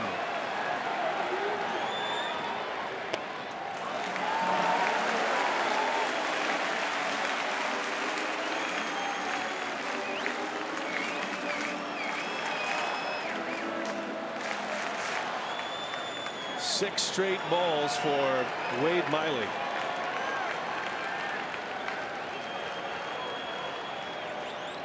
And a drive. Left field. Gonna hang up for Braun. Wynn's got it. Tagging and scoring. The tying run is Contreras. 2-2 game. Sacrifice fly by Bryant. I'll tell you, get out of this with only 1 run scoring. You got to feel pretty good with the guys coming up that the Cubs had. Got Bryant on the end of the bat, kept it in the ballpark. A curveball right off the end. Pretty good location on the curveball down in the zone. Sounded good, but got it on the end, kept it in the ballpark. Sacrifice fly. Good throw into the relay man for Braun. Keeps the runners at first and second. Both of the Cubs runs tonight coming on outs. Rizzo's ground out in the first, and now Bryant's sacrifice fly. 2 on for Rizzo. He's 0 for 2. Tracks one in for strike 1. See the Brewers bullpen. Taylor Williams, who just arrived to the ball club again yesterday. Corbin Burns, who threw an inning yesterday, also getting loose. Looked like Burns taking a little more time to get loose. Depending on what happens here will determine who comes in. 2 on, 2 outs. Rizzo, ground ball. Schoop is there. Got to make a big play. Throw to first in time. Whoa, what a play by Schoop. The shift works. One of the reasons the Brewers are among league leaders in defensive runs saved. Right there. Perfectly placed, and a heck of a play by Schoop to end the inning.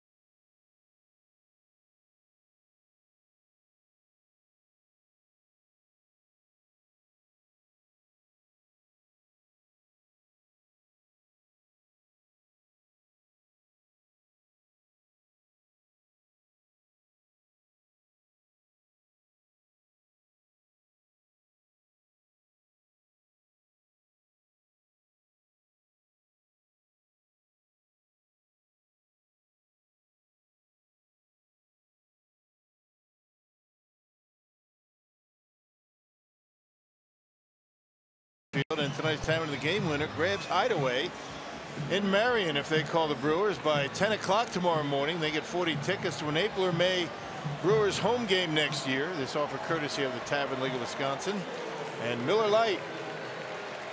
Well, Wade Miley pulls a mini Houdini act to get out of that mess, courtesy of Jonathan Schoop. What a play.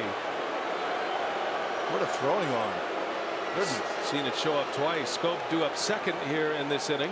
Ryan Braun leads off for the Brewers in the 6th. You know, these days, it's not like the old days where a second baseman really doesn't have to have a big arm. They do now with the shifts.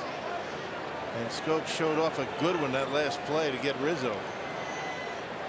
Wade Miley's facing Bryant and Rizzo with runners on base, able to get through it with just 1 run in. It is the tying run, so we'll reset it here at 2-2. Ryan Braun, Jonathan Schoop, Mike Moustakas coming up in the 6th inning. 4, 5, and 6 in the batting order. Lester got a double play to end the 5th. Braun on the ground, backhanded Baez. Long throw in time. What a play. Yeah, what an arm. Just cool and calm and fired a rocket over to first base. Braun runs well as well.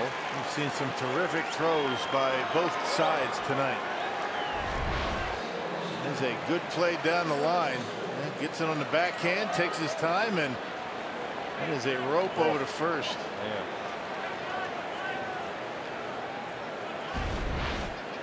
And he's great wherever you play him defensively. Here's Jonathan Schoop now with 1 away. Drove in the first Brewers run in the 1st inning.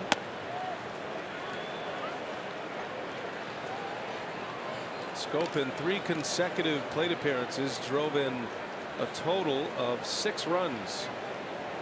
His last 2 yesterday and his first here tonight.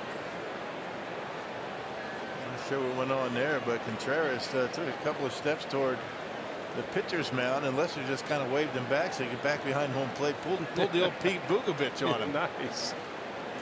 Save that mound visit. Yeah. Don't be coming out here with me on the mound. Schoop fouls it back. Well, Jonathan Schoop has certainly held up his end over the last couple of weeks. He's hitting well. He's playing great defense. He is now what the Brewers thought they were getting when they made the trade with the Orioles. After a very slow start, I think Brewers fans are starting to get a look at what Schoop can do. He's a player. Playing his natural position of second base tonight. Showing good range, a good throwing arm. Turns a double play quickly.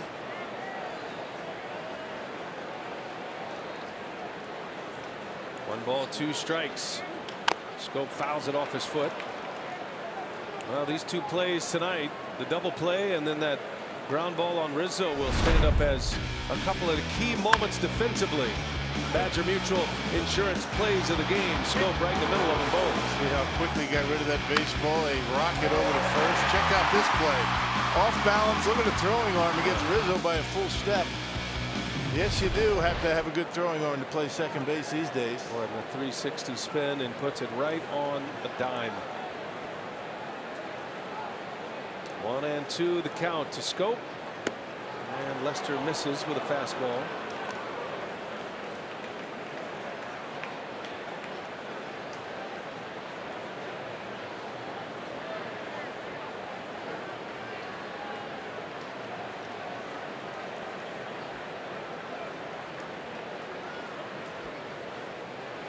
Got him. Lester strikes him out.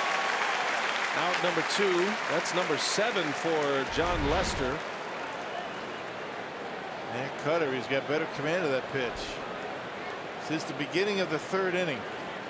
Has not made too many mistakes with it since. Got a meeting at the mound now. I think John Lester, something's going on with him. That's why Contreras wanted to go out initially, but now Joe Madden, the athletic trainer, out to take a look at Lester. He wants no part of this conversation. I'm sure he just wants to finish this inning, if anything else.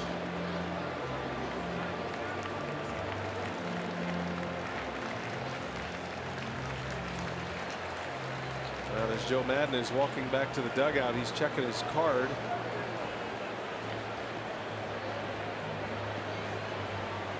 Well, Lester, whatever he said, he stays. You figure he's coming to the end of the line here. He has really settled in. The Brewers don't have much going since that 2nd inning. Had 5 hits in the first 2 innings, scored 2 runs. Only 1 hit since. Here is Mike Moustakas with 2 away.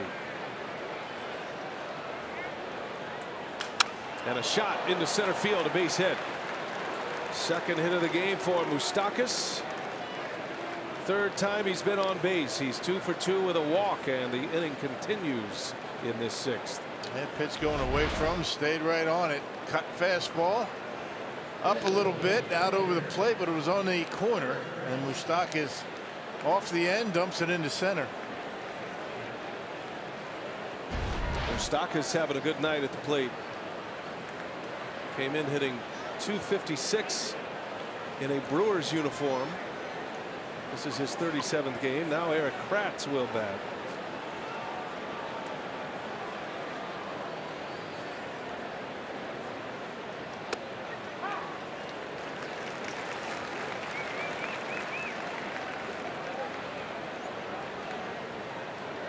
John Lester making start number 29 tonight. Heading for an 11th consecutive season with 30 or more starts. Kratz down the left field line, hooking foul. And it's 0-2.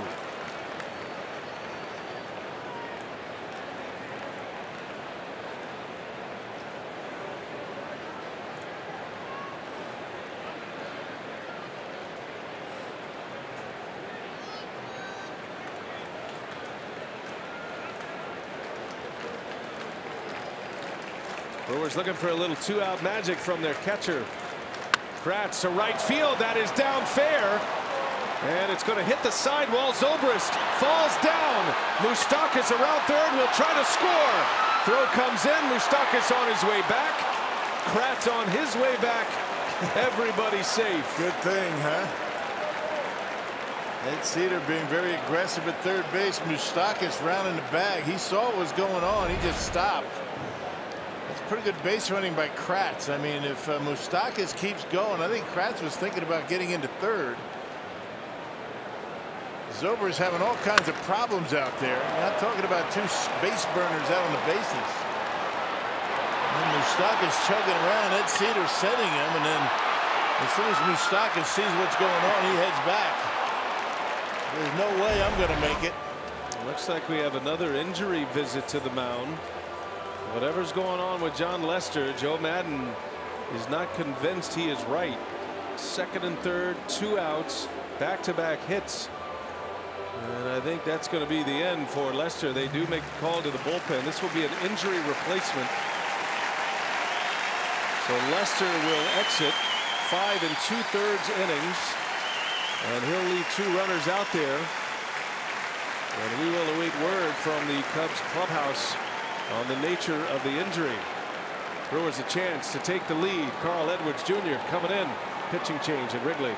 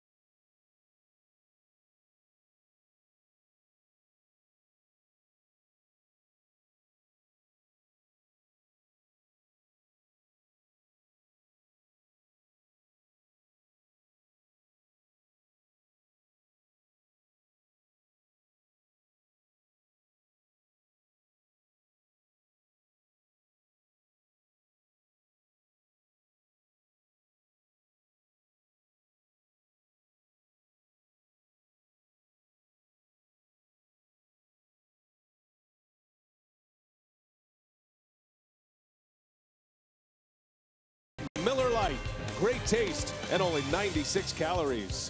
And by Toyota, let's go places. This will be an injury change for the Chicago Cubs. Neither of those mound visits will count as official visits because they were injury related. And so John Lester is out. Carl Edwards Jr. will come in. He was not throwing in the bullpen, so he'll get as much time as he needs here on the game mound. He'll be making his 51st appearance, and he enters into a hot spot. Second and third and 2 outs. Brewers trying to break a 2-2 tie. Let's get you caught up here if you're just joining us. We play in the 6th inning. The Brewers and the Cubs both started fast here tonight. Our Menards game reset. Jonathan Scope with a sacrifice fly in the 1st inning. That plated Lorenzo Cain. Then the Cubs get the run right back on an Anthony Rizzo ground out. Orlando Arcia had a key hit for the Brewers. A 1-out RBI single, plating Moustakas in the 2nd. And then a sacrifice fly off the bat of Chris Bryant to tie the game at 2. Cubs just scored that run in the 5th inning. Both of the Cubs runs have been delivered with outs. And one of the 2 Brewers runs delivered with outs. So here we go. 2 outs, 2 on. And Orlando Arcia at the plate for Milwaukee.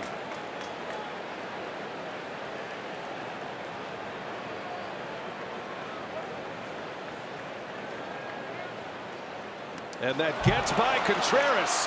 Here comes Moustakas. He will score.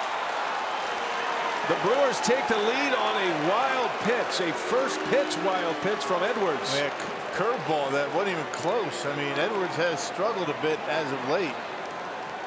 He had a bout of wildness back at Miller Park. First pitch curveball, and that's not even in the same zip code. Contreras not able to get it, and Moustakas able to cruise on into home plate. Oh, it makes you wonder, Rock, did he take enough warm-up throws? His first two pitches have not been close. It's kind of unusual, though. I mean, you have the same guy out there. They look at him twice, and both of them are injury visits. I wonder what's going on with John Lester.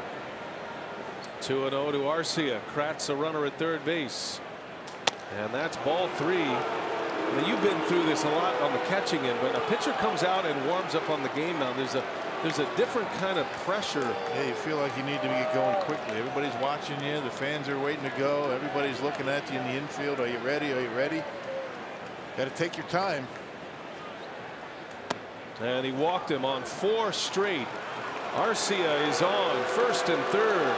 The Boo Birds are out here at Wrigley. Yeah, same issue that he had back at Miller Park, if you remember. Had a disagreement with the home plate umpire at Miller Park on some pitches, and he got thrown out after being taken out. And now Jim Hickey on his way to the mound. Curtis Granderson has been announced as the pinch hitter. Brewers have regained the lead here on a wild pitch. A 4-pitch walk to Orlando Arcia. Further action in that Cubs bullpen. Jesse Chavez is getting loose. This is a lot earlier than Joe Madden likes to use Edwards and Chavez. But this could be the game right here if Granderson should reach. Then you'd go back to the top of the order in Lorenzo Cain.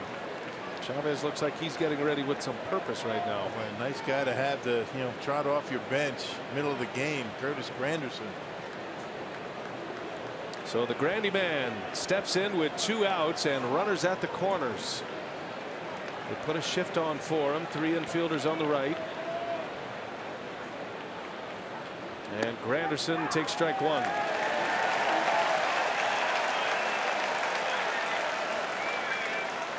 Granderson has swung the bat well as a member of the Brewers. Been drawing his walks. Has 2 hits and 6 at-bats. Takes strike 2. Well, that's going to burn up John Lester, doesn't it? Giving up a run like that. That run is on his line. 3 earned runs. Edwards has him down 0-2. Arcia takes off. And Edwards steps off, but will let him run. That'll be a stolen base for Arcia.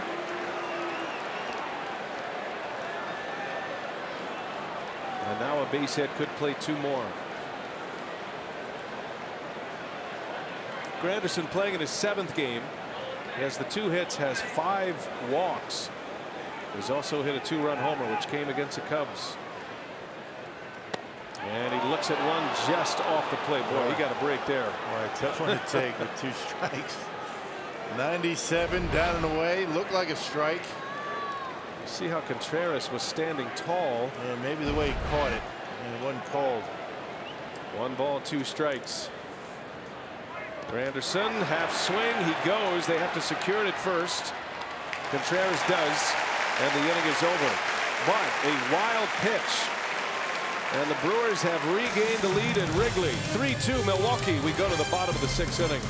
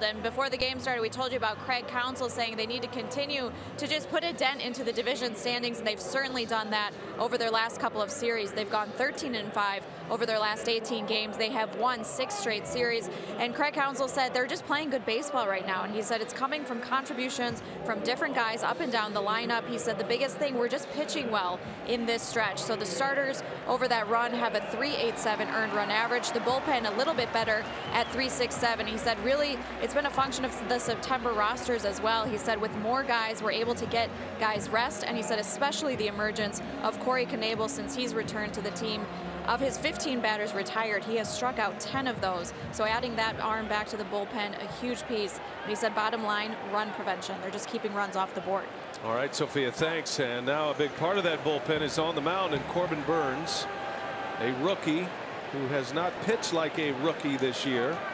And he steps into the Hornets' nest here at Wrigley Field against an MVP candidate in Javi Baez. 3-2 Brewers, 6th inning. Yeah, back-to-back days for Burnes. Pitched yesterday against the Giants, a scoreless inning. That included a couple of strikeouts.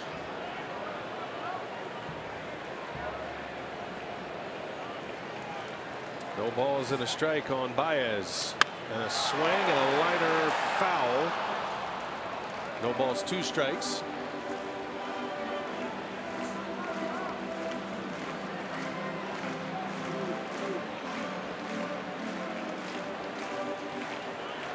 Burnes has brought electric stuff to the table.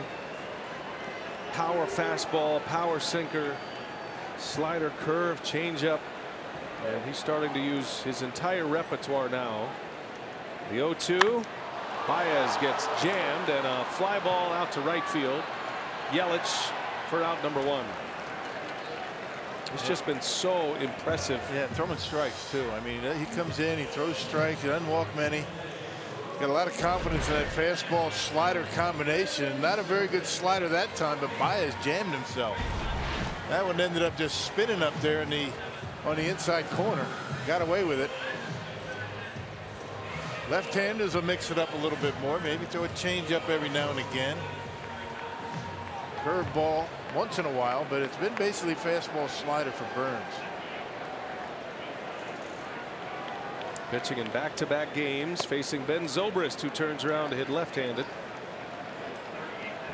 Xavier Cedeno in the Brewer bullpen. Under the watchful eye of Lee Tunnell, bullpen coach. Corbin Burnes has pitched in back-to-back games twice. First time out, he allowed 2 runs in day 2. Had a relatively easy inning yesterday against San Francisco.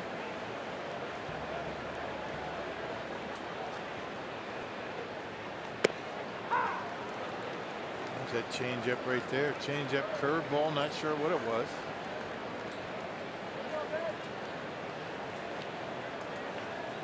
Zobrist with 2 hits against Wade Miley. Both starters are out. Bouncing ball, shift is on, Scope charges, makes the play for out number 2. Hey, the Crew hosts the Pirates this coming Sunday, September 16th, and first 20,000 fans in attendance will take home a limited edition Brewers Crew Neck sweatshirt. That's courtesy of Hupy and Abraham. To book your seats, go to brewers.com/tickets. That's going to be a perfect item for fall baseball. The Brewers are hoping they have plenty of fall baseball to offer. Be nice to have one of those up here tonight. It's a little cool at Wrigley tonight. Pitcher's night. Here is Almora. Burnes misses low and away. 96 with the fastball. Burnes still slated to be a starting pitcher next year, and there is hope that he could emerge as an ace. He certainly has the stuff. And he's proven he has the moxie for it as well. Seems unfazed by any situation. He's getting more and more important innings out of that bullpen for Craig Counsell. Tonight a good example of that, a 1-run lead at Wrigley Field.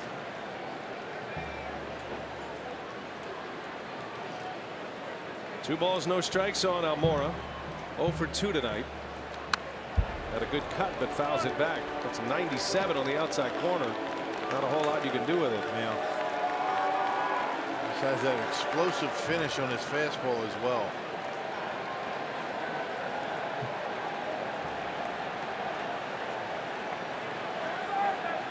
His first big league game this year, earned a save, a 2-inning save in Miami.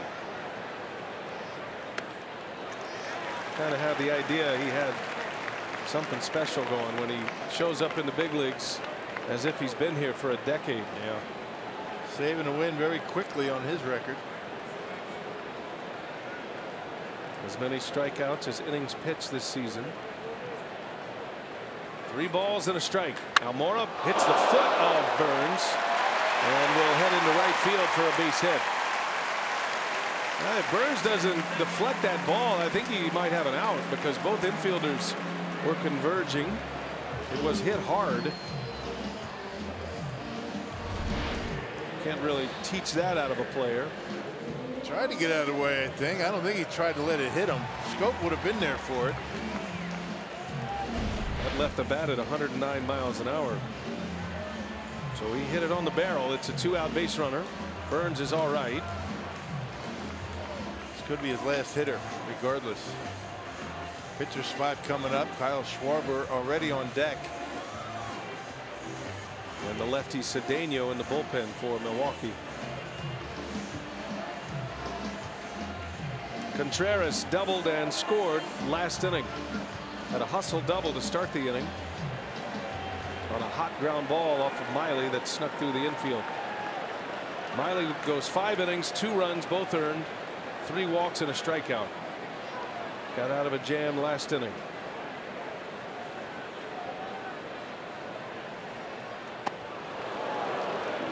And once again, an effective start, but not pitching deep. Deep into games. That's been the story of the Brewers' starting rotation. Keeping the Brewers in games, but having a difficult time getting through 6 innings.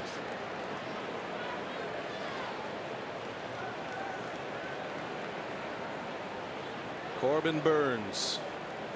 Been in the big leagues 2 months. Pitching in a serious pennant race at Wrigley Field, and a swing and a miss. Nasty slider from Burns, and it's 0-2 on Contreras. Not a big break, but very short, quick, going down. Just enough to keep the barrel of the bat off that baseball. That's a good pitch. Tying run at first base.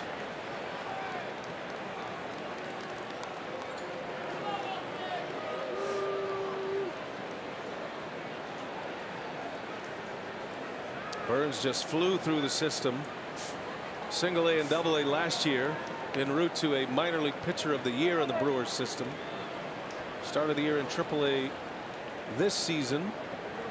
13 starts, 19 games, and has been in the big league since July.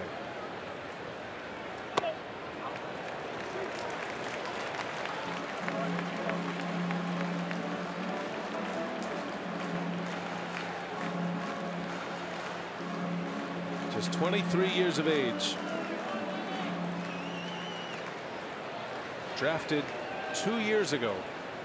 Amazing, isn't it? 2016 draft. The poise that he has out there in the mound. 1 ball, 2 strikes. Another check on the runner at first. Almora does have great speed.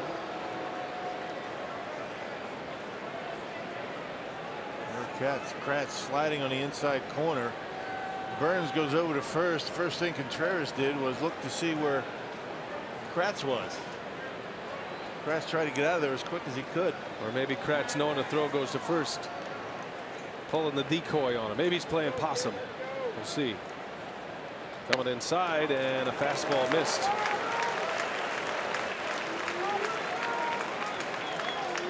Do you ever set up hitters with your glove or your movement? Yeah, you try. I mean, sometimes it works, sometimes it doesn't. Just put a little bit of doubt in their mind. But one thing you don't want to do when you're moving around like that and late, the last thing you want is to throw over to first base. Guys will look to see where you're at. 2-2 the count. Burns deals, and a swing and a foul. Slider chopped it right off his foot. He slide over too early. Guys can sense that. Hitters can kind of feel that. Not that they see it. Just by nature, you kind of get a sense for where a catcher's setting up. You got to do it as late as you can.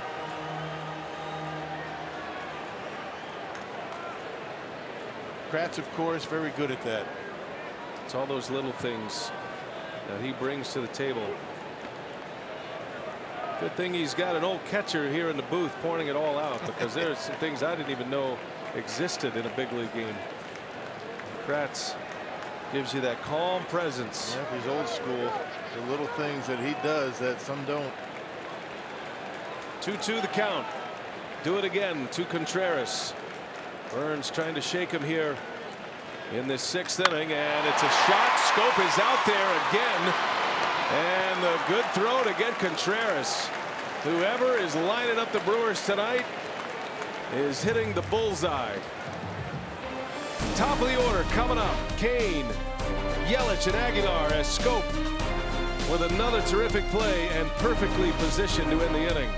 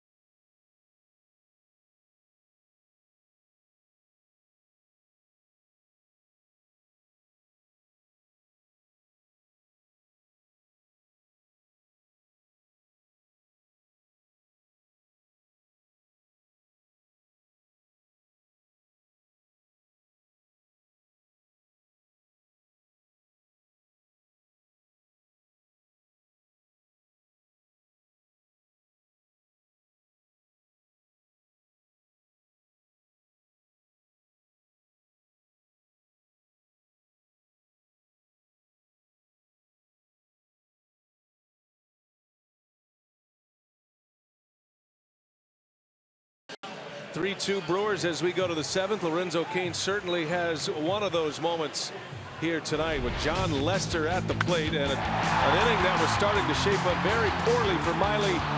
Statcast AI powered by AWS. How about Cain getting up to 27 feet per second at full speed? 116 feet he covered. Are you kidding me?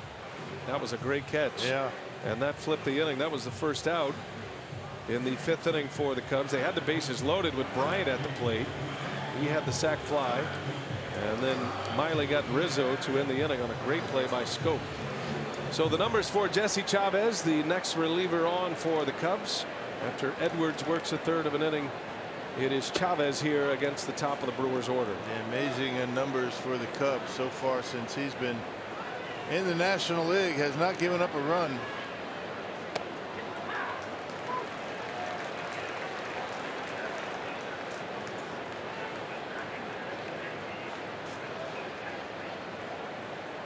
Cain to right field, a base hit.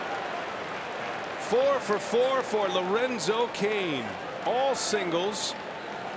And a leadoff hit for the Brewers in the 7th inning. Again, they put their lead man on. His slashes at that baseball, the slider from Chavez, and look at the way he gets on top of that pitch.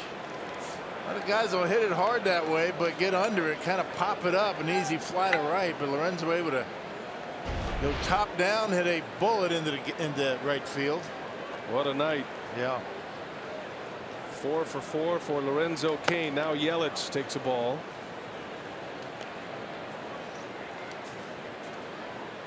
Five out of the 7 innings, the Brewers have had their leadoff batter reach base.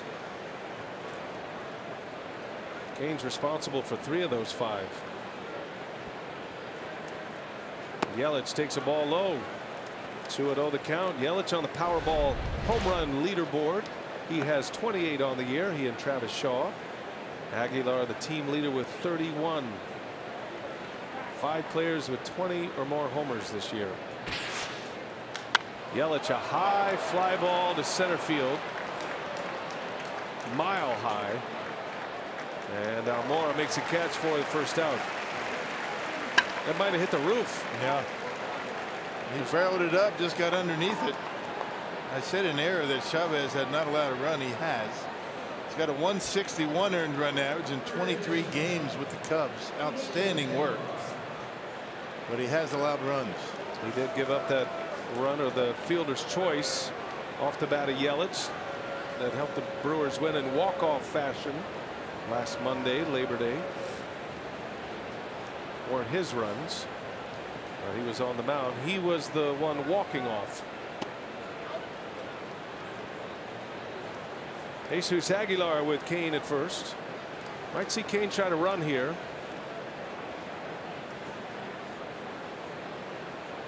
Lorenzo among league leaders in steals.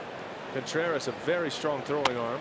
Big cut by Aguilar, 1-1. Very smart about when he tries to steal a base. You wonder if he's going to think about a steal with Aguilar at the plate. Big home run threat.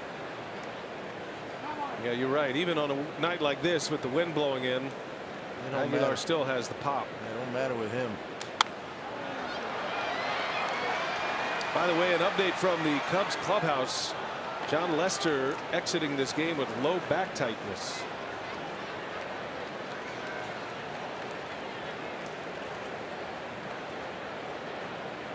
Lester goes 5 2/3 innings, 3 earned runs.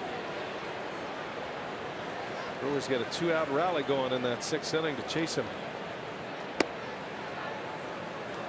And Lester was trying to tough it out to get through the 6th, but gave up the hit to Moustakas with 2 away after a mound visit, and then Eric Kratz had a double after an injury visit, and that was it. Yeah. And the Brewers able to score on a wild pitch. First pitch that Edwards threw after coming in from the bullpen. Brewers have a late lead. Josh Hader loosening in the bullpen. He will have the 7th. You get 2 out of Hader, you think? At least I would believe that would be the game plan. Jeremy Jeffress available. He had yesterday off. A lot of baseball left here tonight. Another good night for Corbin Burns, who works a scoreless inning. Lead man on for the Brewers and Kane. Now 1 away with Kane still at first. He goes. Aguilar fouls it back. Pretty good one to hit right there. And just the idea of the slider. Chavez is able to get the fastball by Aguilar at only 92 miles an hour. A 2-strike approach from Jesus.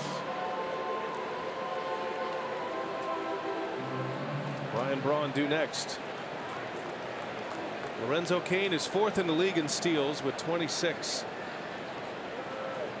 Stays put. Aguilar up the middle, ranging over Russell, steps on the bag, throw to first, gets a double play to end the inning. Stretch time at Wrigley. 3-2 Brewers. Bottom of the 7th coming up.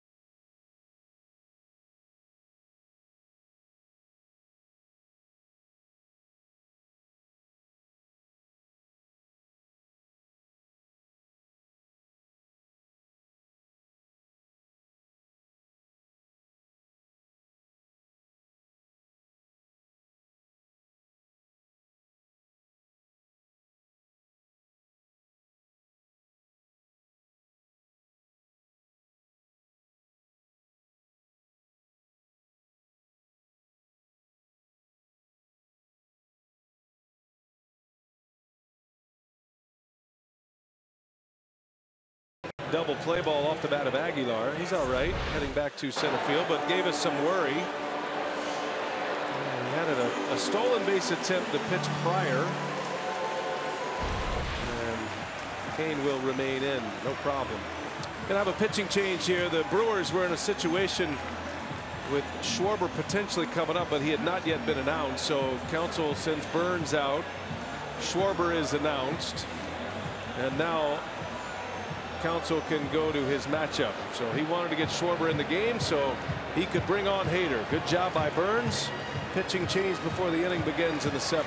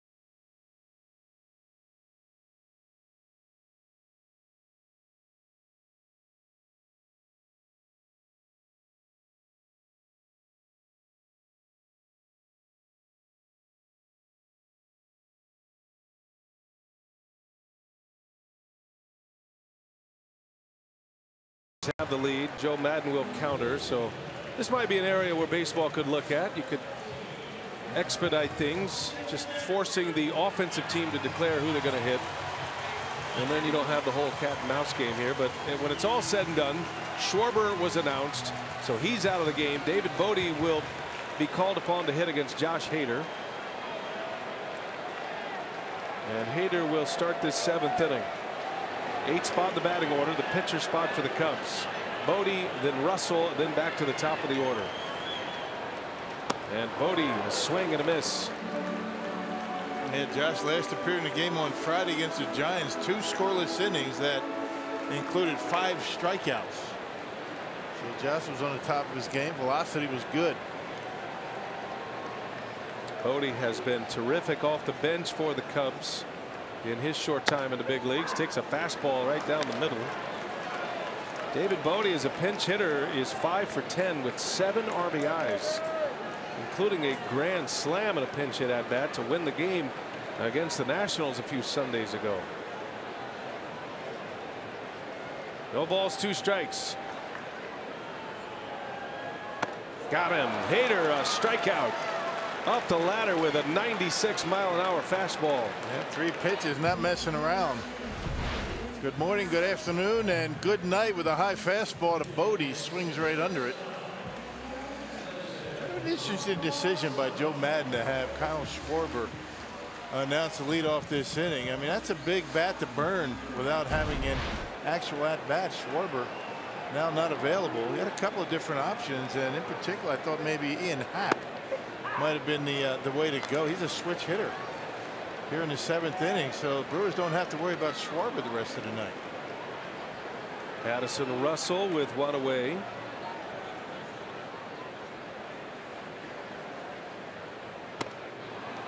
Big fastball from Hader.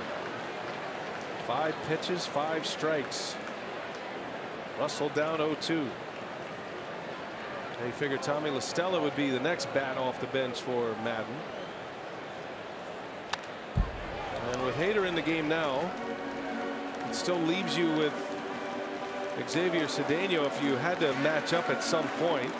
Aren't many hitters for the next few innings now for the Cubs that are going to need to be pinch hit for as you get to the top of the order. I thought he might pinch hit here for Russell. 3-2 Brewers lead it, 7th inning. First ball delivered by Hader. I guess if you're thinking like Joe Madden, you don't want to lose a game without having Bodie get in that bat. He's not going to pinch hit for anybody, you know, other than the pitcher in this point. Maybe Russell later in the game, but got to choose your spots, I guess. Well, you look down Madden's lineup, and watching as many games as we do with him, you figure the next pinch hit opportunity would be Albert Almora. That'd be the next guy he'd want to hit for, right? That's a while away. Right. Almora hits 6th in the lineup. This is the 9th spot in the batting order now with Russell. 2-2 pitch. He chased one. Down he goes. 97-mile-an-hour fastball. Hader with back-to-back Ks in the 7th inning. Yeah, chased one off the plate. And to start that bat so early with Hader out there, he's got the big velocity right now, and actually that looked like it might have had the edge. Just the way that Russell went after it. Looked like it was a ball. Kind of reached for it. Top of the order now, Daniel Murphy. 2 outs, nobody on. Dangerous hitter at the plate in Murphy. Checking on the location of that first fastball. Murphy is 0 for 2 with a walk.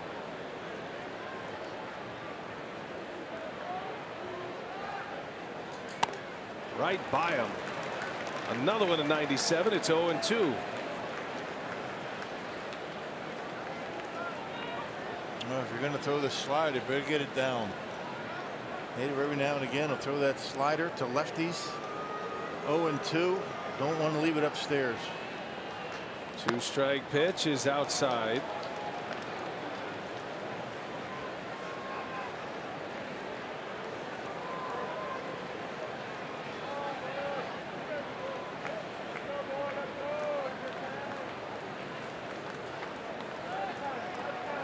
See what he has in mind for Murphy. 1 ball, 2 strikes.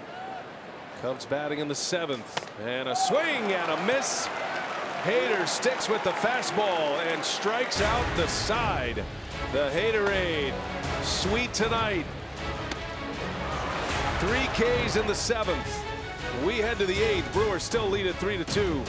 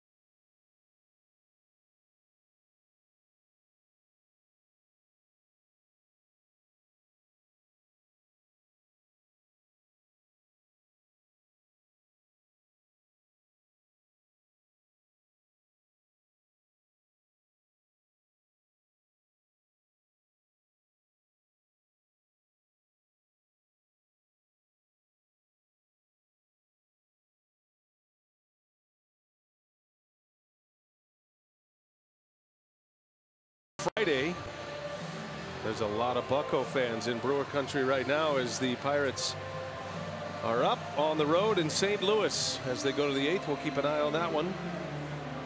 Ryan Braun will start it for the Brewers here in the 8th inning. 3-2 Brew Crew. Steve Cishek on the mound for the Cubs.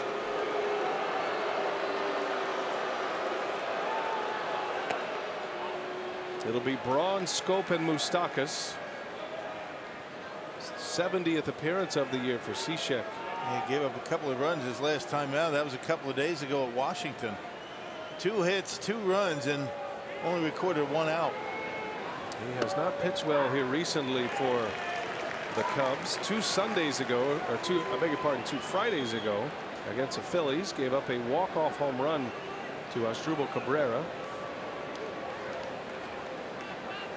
Brewers would certainly love to add on here in this 8th inning. This is a tight one here at Wrigley in front of a packed house.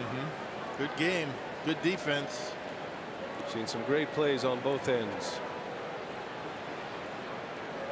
Ryan Braun looking for his first hit of the night. Got jammed, a grounder out to Russell. 1 away. Cubs fully loaded in their bullpen. They dealt with a lot of rain yesterday in D.C., but they never played. So their entire pen is well rested, and Joe Madden is rolling them out. All of his best relievers. They are still without their closer, Brandon Morrow, who gave the Cubs some encouraging news today. He played catch today, and Joe Madden said he looks good. He was happy. Didn't see a lot of stress in his face, for whatever that's worth. Don't know if Morrow's going to have enough time to get back, but he will try. Minor league seasons are over, so finding a place to pitch would be an issue. I'm sure that would be relegated to simulated games and whatnot. But a shoulder injury for Morrow. In the meantime, the Cubs, with all the games they have coming up, are pretty well set in their bullpen. They've got 14 relievers to start the game today. Brewers pretty much in the same boat. 2 balls, no strikes on Jonathan Schoop. 3-0.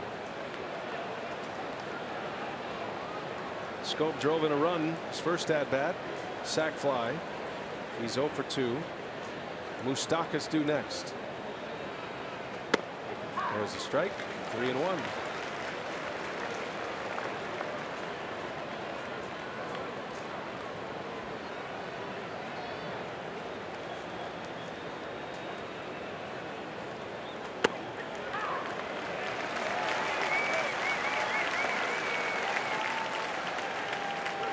Schoop, one of those rare guys that doesn't walk much, but sees a lot of pitches. And he's going to walk this time as that one's in the dirt. Schoop will head to first. A 1-out base runner. He had to count 3-0. Took a couple of strikes and then able to draw the walk. Walks have been a big part of the Brewers offense over the last week or so. Drawing a lot of walks. A lot of times are coming around to score, or they're a big part of a rally. Brewers have shown pretty good patience lately at the plate. Here is Moustakas now.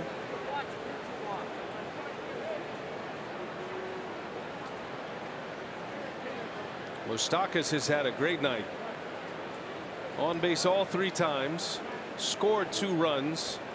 Has a double, a single, and a walk. Cishek deals him strike 1.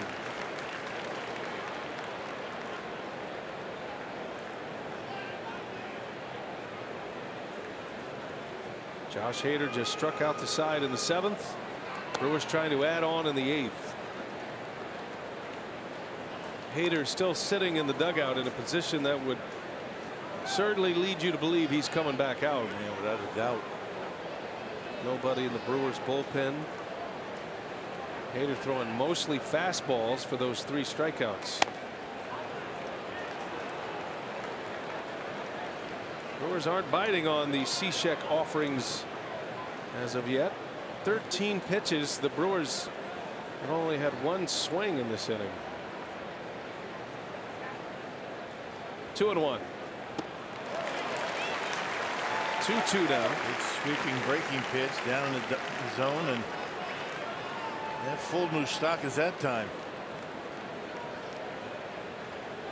Notice the wind has died down considerably at this point.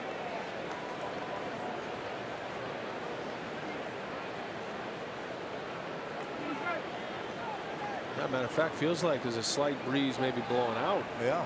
Toward left. And Moustakas hits it a mile high. Zobrist is under it, and that'll be out number 2. A lot of near misses for the Brewers tonight. They've hit a few balls to the warning track. They've hit a couple of right on the barrel, but popped them up like this one. It's that slider from Cishek had Moustakas a little bit out in front and popped it up. Here's Eric Kratz.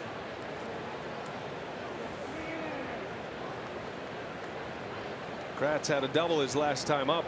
Last batter John Lester faced left this game with back tightness, lower back tightness.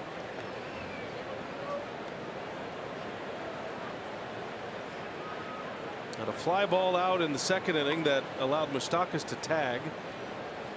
Brewers would cash in that run with an Arcia single.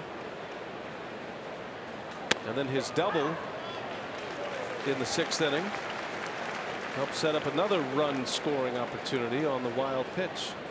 So no runs or RBIs for Kratz tonight, but he's had 2 plate appearances that have directly led to run scoring innings. That's a slingshot breaking ball from Cishek, and it's 2-1. Good description of that. Felt like he threw that thing from shortstop. Yeah, and again, when he does that, it feels like sometimes you're at the plate, it stops in midair and then starts to break. 2 outs, runner at first. And a 1-2 pitch. Kratz lays off this time. 2-2.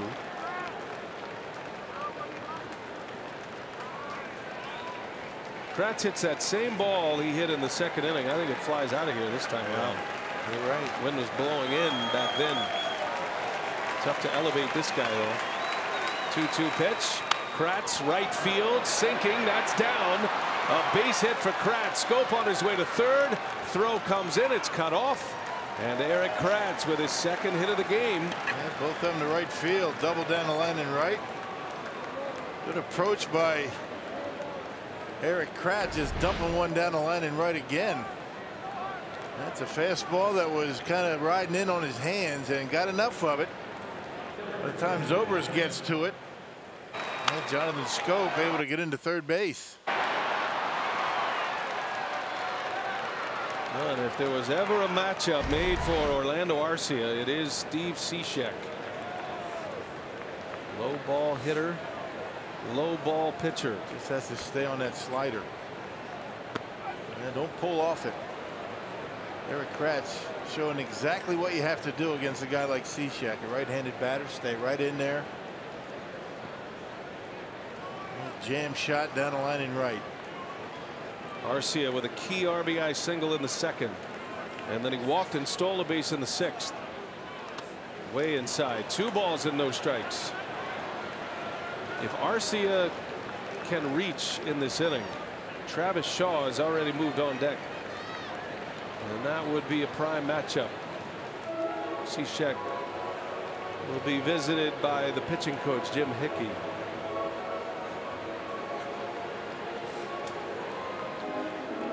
Which means Josh Hader would be taken out of the game. I can't imagine he'd stay for Shaw. There is activity in the Cubs pen, and this meeting at the mound might be if for no other reason than to buy some time. Knable's loosening in the Brewers pen, and then you have the left-hander Brian Dunsing and the right-hander Brandon Kinsley. Figured it would be Dunsing to face Shaw, but it's all in the hands of Arcia with 2 outs in this 8th inning. 1st and 3rd.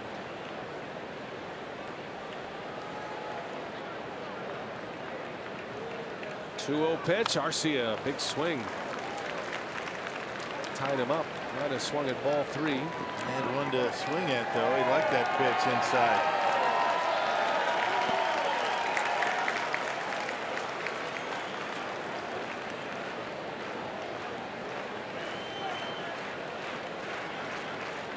Cishek deals and a breaking ball strike. No, I beg your pardon, fastball. Marcio's bailing. Yeah, gotta stay in there. Tough to do with a sidearmer like that. 2-2 now. Crowd into it. First and third. Marcio waves and misses. Got him with a hook. Cishek gets out of the inning. Brewers strand 2 big ones. We head to the Cubs 8th. 3-2 Brewers.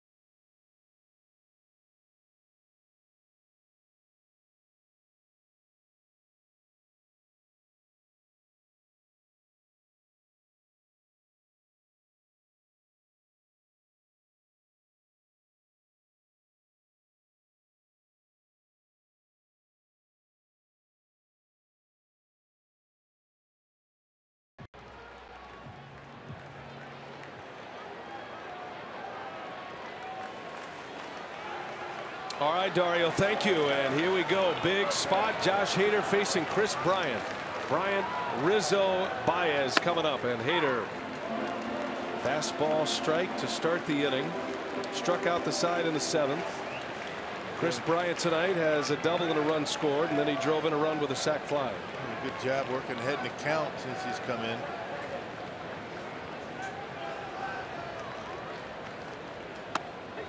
There's another strike. 0-2 the count on Bryant. 15 pitches for Josh Hader. 12 of those strikes.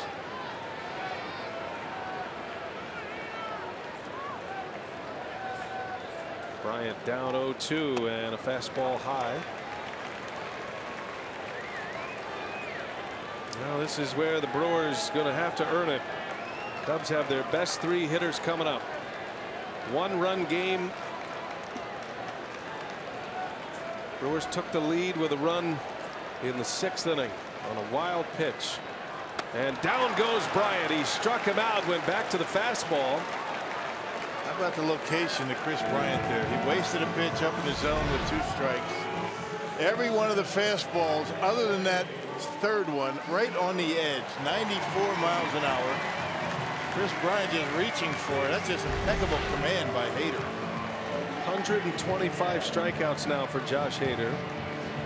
Edwin Diaz of the Mariners, their closer, is nearest to him, and then Betances of the Yankees. Those are strikeout leaders in all of Major League Baseball out of the bullpen. Anthony Rizzo now hit a 2-run home run off Hader on the last homestand for the Brewers at Miller Park, and he starts him with a strike. Pouring him in right now is Hader.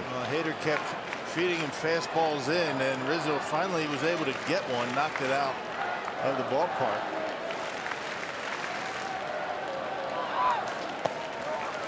Or slider this inning. It was interesting. Rizzo was the only batter that Hader faced twice in that appearance at Miller Park. Yeah, he had jammed him with a fastball his first time up, and then Rizzo was ready for the fastball his second time up. Brewers would eventually win that game, but at the time it put the Cubs ahead. There's a wave and a miss, went back to the slider, and it's a ball and 2 strikes on Anthony Rizzo. That's where you want to leave that slider. You want it down in the dirt.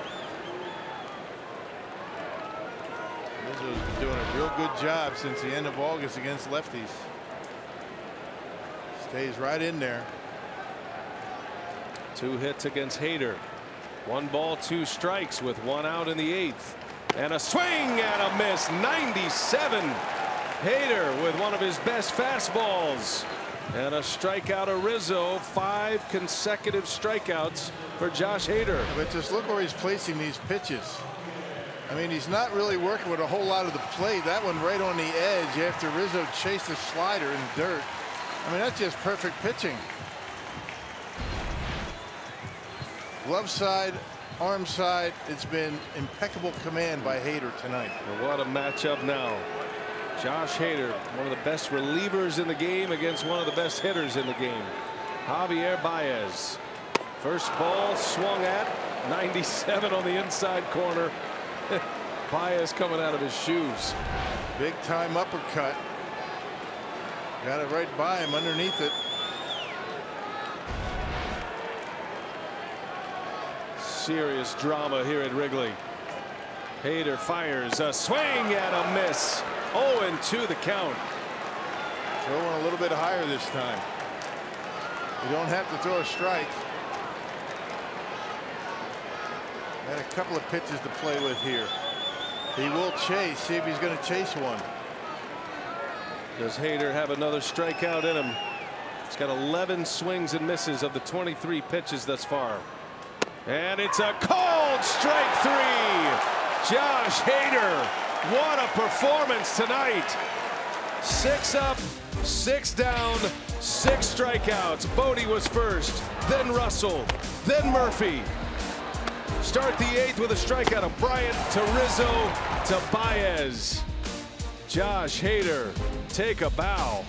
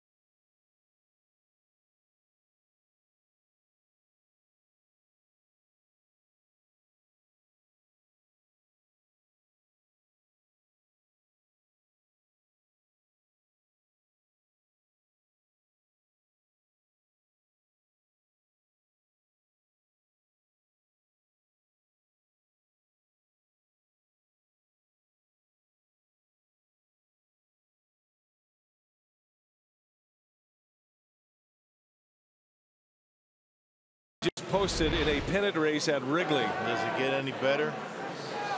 Right on the inside corner. Probably the best pitch that Baez had to swing at in that at bat. He wasn't messing around, was he?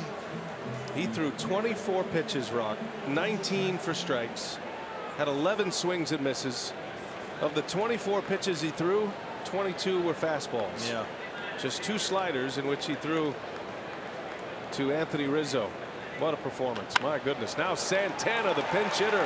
A base hit to left. So the Cubs go back to their bullpen and get Justin Wilson, and Domingo Santana greets him with a base hit to left field, and another leadoff batter is on for Milwaukee. Yeah, Brewers could use some insurance. That's an understatement. Justin Wilson, 64 appearances. More strikeouts than innings pitched for Wilson, a .298 earned run average. Outstanding work out of the bullpen for the Cub lefty. He is one of 5 left-handers down in the bullpen for Chicago. Here is Lorenzo Cain. 5 times tonight in the 9 innings the Brewers have had their lead batter reach. Twice that leadoff batter has scored. Cain has been on twice to start an inning. He's got 4 hits tonight. Lorenzo Cain has 16 4-hit games in his career. 4 of those have come as a Brewer, and all 4 since the All-Star break. Yeah, he's dialed in. Does he have a 5-hit game in him? Had a big swing. All singles tonight, Rock, and he is just gone with the pitch every time, up the middle or to right field. And that's what he does. I mean, he's not trying to hit the ball out of the ballpark. He's just trying to put the bat on the baseball. A lot of the hits tonight, 2 strike base hits, and just like that. I mean, that's Lorenzo Cain in a nutshell. He has been a tremendous leadoff hitter this year. Never had a 5-hit game. He's down 0-2 to Wilson. Lead man on, and Santana.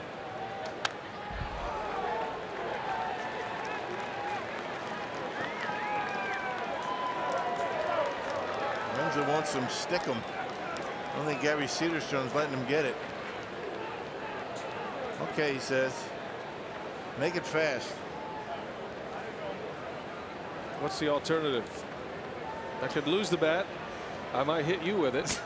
Well, that's the chance we're going to have to take. That's part of the speed up rules, right?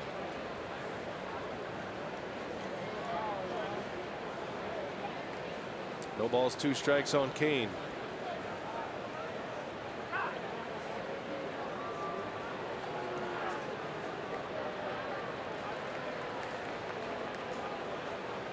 Hard throwing left-hander Justin Wilson.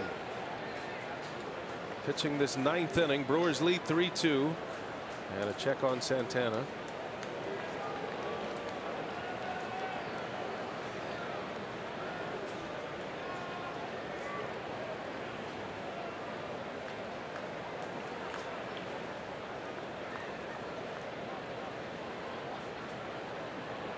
Long pause and another throw to first. Justin Wilson had been rolling along for the Cubs this year until he gave up a game-winning home run to Bryce Harper in game 2 of a doubleheader Saturday night. That was a big comeback for the Nationals. Cubs had a 4-0 lead in that game. Cain in the air, slicing over to Zobrist in right, and actually it's going to be Almora to make the call and the catch. Out number 1. Cain's bid for his first 5-hit game comes up short. And one away with Santana at first. We will do it again tomorrow night right here at Wrigley. Miller Lite, what's on tap? 6:30 is airtime for Brewers Live. Joely Chacin against Jose Quintana. And we welcome our buddy Tim Dillard. He's going to be joining our Brewers Live team when the Brewers finally get back to Miller Park. Yeah. So he'll be there for the homestand. Pre-game, post-game analyst. That'll be fun having Tim in town. Always looking forward to a Dim Tillard appearance. As humorous as he can be, he knows the game of baseball pretty well, and I think you're going to see that when he's out there.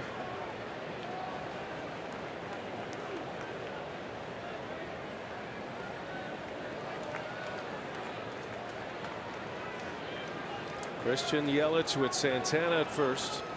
Brewers have had some base runners here against the Cubs bullpen. Edwards uncorked that wild pitch after Lester left with a back injury. First pitch he threw of the game, Edwards, resulted in the go-ahead run scoring. That was a run that belonged to Lester. 5 2/3 innings, 3 earned runs tonight for the Cubs starter. But the Brewers couldn't add on. Stranded 2 last inning. They've got a lead man on here in this inning. 3-0 to Christian Yelich. Jeremy Jeffress ready in the bullpen. Had yesterday off. Back-to-back days with saves before that. Scheduled to hit Zobrist, Almora, and Contreras. Switch hitter, right-hander, right-hander. Here's a 3-0.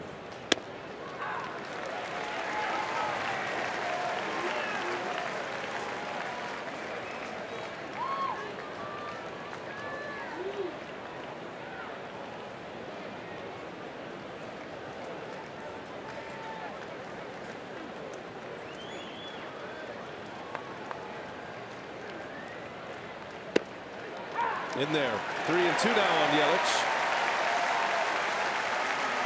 Aren't many left-handers with that kind of heat, but we're seeing 2 of them tonight in Hader and Justin Wilson. Yeah, not much you can do with that. Right at the knees. Jesus Aguilar hoping for a chance with men on base. Yelich with a runner at first, and they check on Santana. Brewers have used Miley, Burns, and Hader tonight. Jeffress ready in the pen. Cubs have used 5 pitchers. Edwards, Chavez, Cishek, and now Wilson out of their pen. 3-2 the count on Yelich.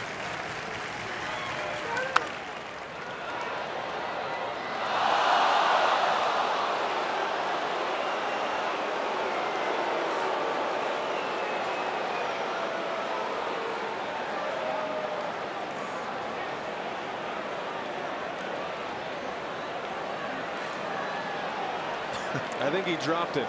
Yeah, tough crowd tonight. Had his chance, brought his glove. Clank. Not so easy.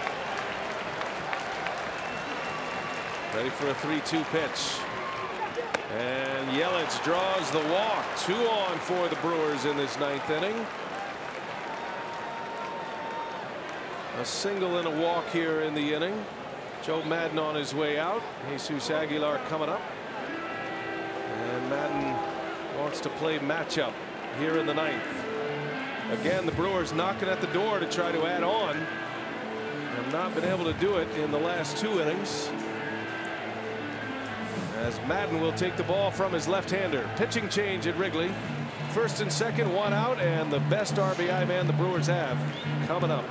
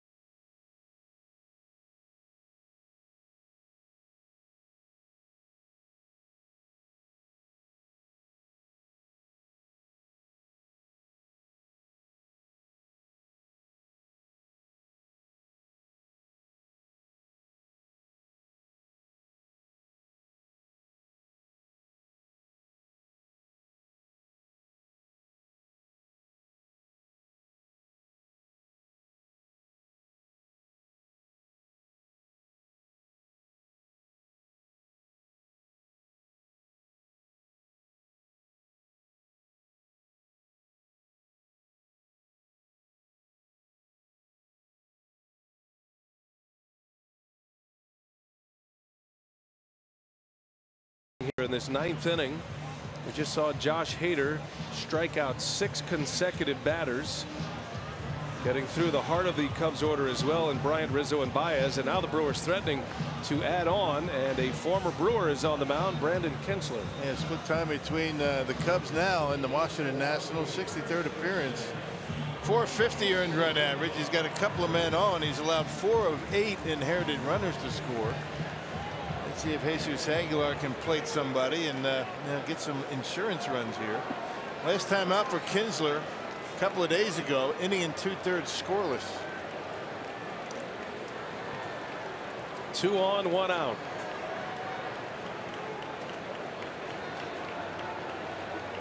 Aguilar is 0 for 4. He's had a tough night at the plate. Bounced into 2 double plays. And you know, Joe Madden hoping to get another ground ball out of Aguilar with a sinker baller in Brandon Kinsler on the mound. Could be a game-changing moment right here. The Brewers do have the lead, but Aguilar a chance to add to it.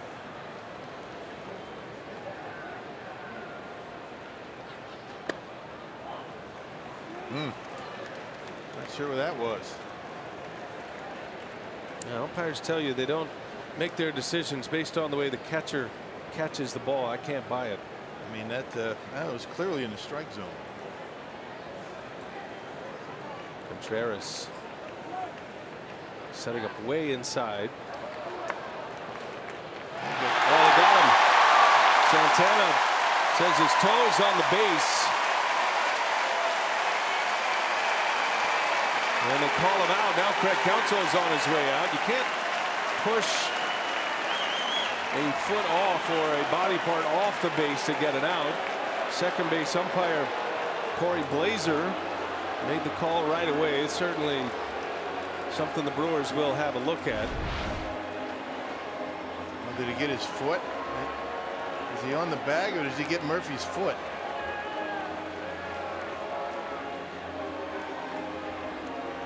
I'm not sure. See, Murphy said something to Corey Blazer, then Corey Blazer called him out. He's got the foot, I think. I don't think he's on the bag. I'm not sure. Yeah, slid right into the foot. Now watch Daniel Murphy. He's going to go to the umpire. Yeah, he's not. The umpire. He's going to look at the umpire and say he's not on the bag, and then he calls him out. Yeah, that's a pretty clear shot right there. Unlikely this one gets overturned. Santana sliding right into the foot of Daniel Murphy.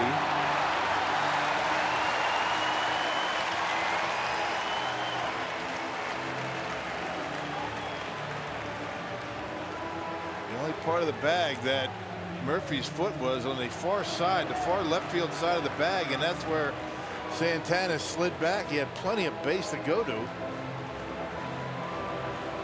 See, Murphy is just kind of shielding Santana from the base with his foot.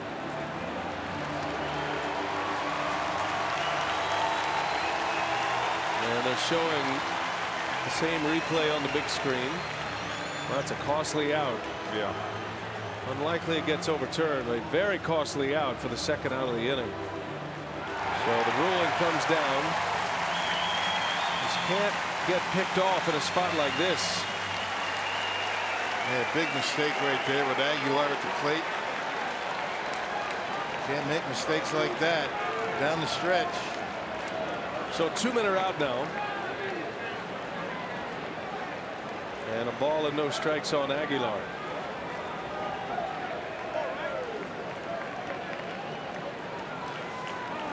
Yellett's the runner at first.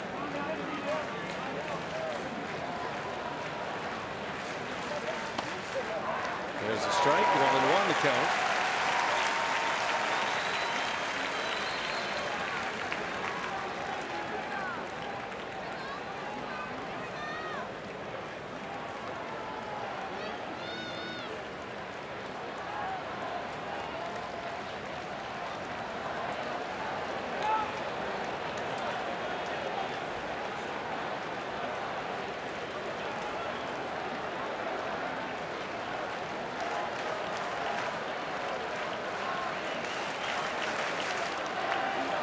Aguilar in a big spot, 2 away, 9th inning.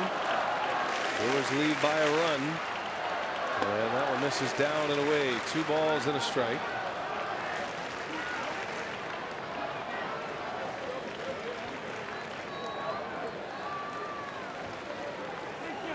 Aguilar struck out in the 1st inning, and the next 3 times at the plate he's hit the ball on the ground, resulting in 2 double plays.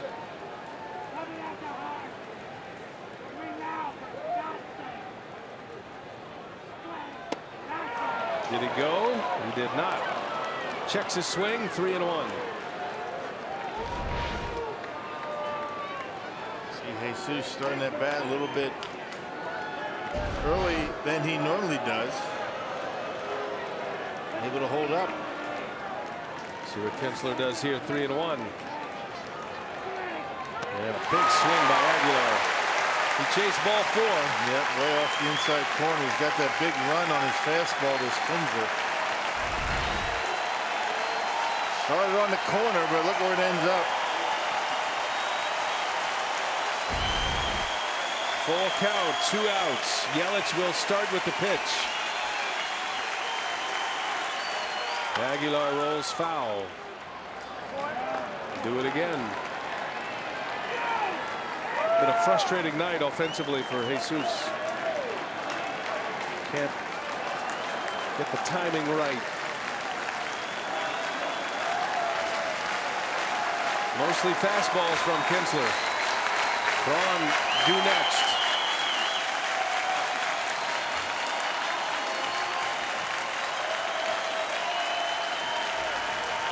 Ready for another 3-2 pitch.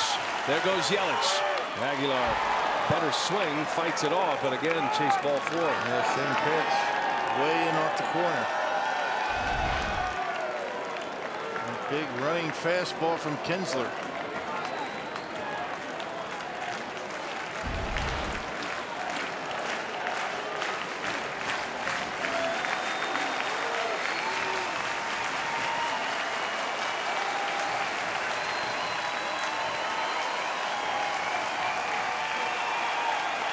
Another 3-2. Yelich goes. Aguilar up the middle. Ground ball to Murphy. And they got him. Inning over. Brewers with a base running mistake. Hope they don't need it. To the bottom of the 9th. 3-2 Milwaukee.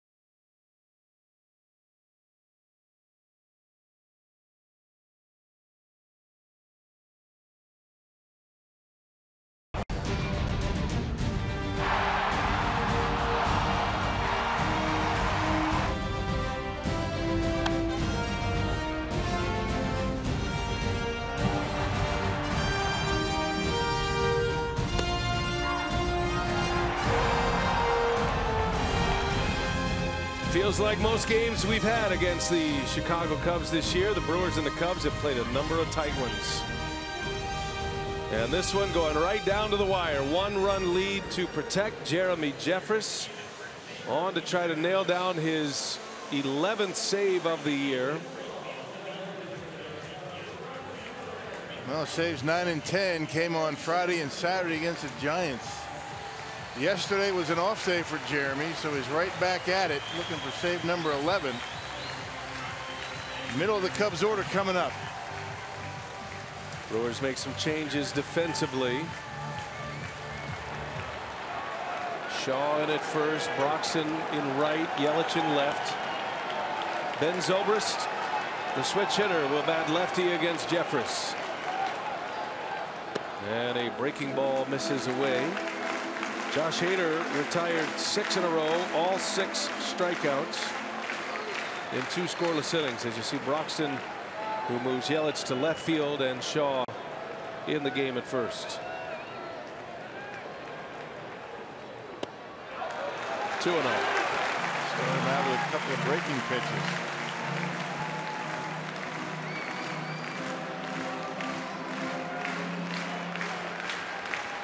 All 9 of Ben Zobrist's home runs are as a left-handed hitter. 2 balls, no strikes. There's a strike, a fastball in there.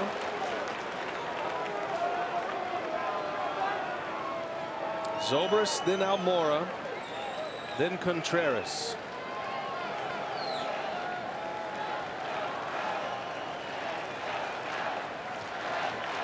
Jeffress deals a 2-1. Fly ball left field, hanging up there for Yelich. And out number 1. Jeremy Jeffress comes back to get him after falling behind 2-0. Good job getting in on his hands. Ate him up inside. Easy fly to left. Sorted him out with a couple of breaking pitches, then the big fastball to get him. 1 away. Here comes Almora.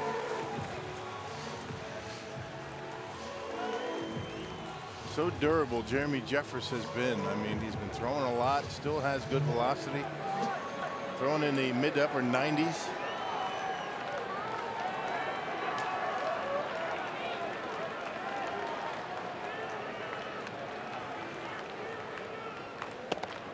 This is a spot where you would think that the Brewers would love to have Schwarber available.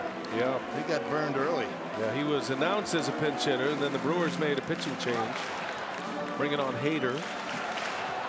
So Madden burned him there. Went with Bodie instead. Bodie was the first of the 6 consecutive strikeouts for Josh Hader. 1 ball, no strikes on Almora. Swing and a miss. Curveball.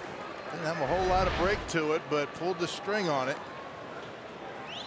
Looked more like a slider right there. It's tough to cover, huh? 97 with a fastball, down to 84 with that curveball. That double play Almora grounded into in the 4th was a nifty one around the horn. Swing and a miss. He went right back to it. And Almora geared up for the fastball way out in front. 1 ball, 2 strikes now. That was a better break to that curveball going straight down. Almora way out in front. Jeffress has him at 1-2. 1 out, 9th inning. Brewers lead by a run. He's got the one he wants. 2-strike pitch. He was late on the fastball. Well, the Brewers have some smoke coming out of that bullpen tonight, huh? Yes, they do. Burns and Hader and Jeffress all throwing 97, 98 miles an hour. At this point in the season, haven't lost too much.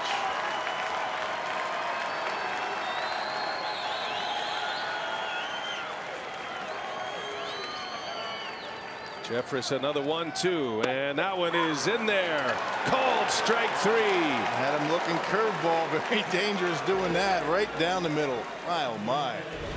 Guessing with 2 strikes. Look where this one ends up.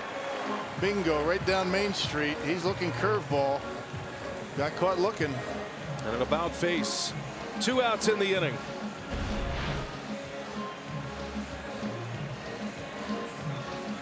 2 up, 2 down. Here is Wilson Contreras. Last piece to the puzzle for Jeffress, but a power hitter at the plate. Good fastball hitter too.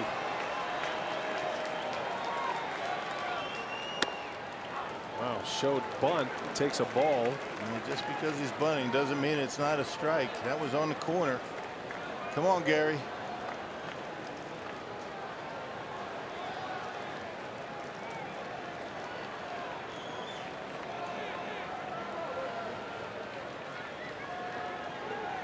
Crowd is quiet for now. Jeffress deals and Contreras takes ball 2.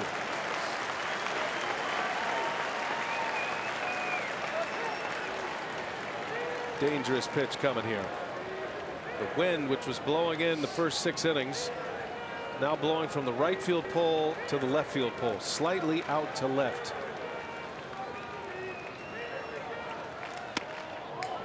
Three and 0.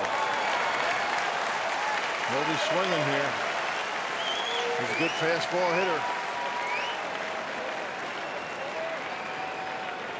Cubs have Tommy La Stella on deck, Madden's best pinch hitter.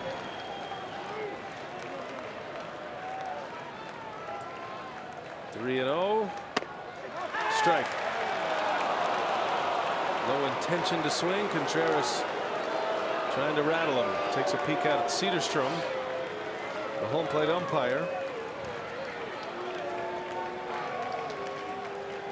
Jeffress was down 2-0 to Zobrist, got him on a flyout. 3 balls and a strike.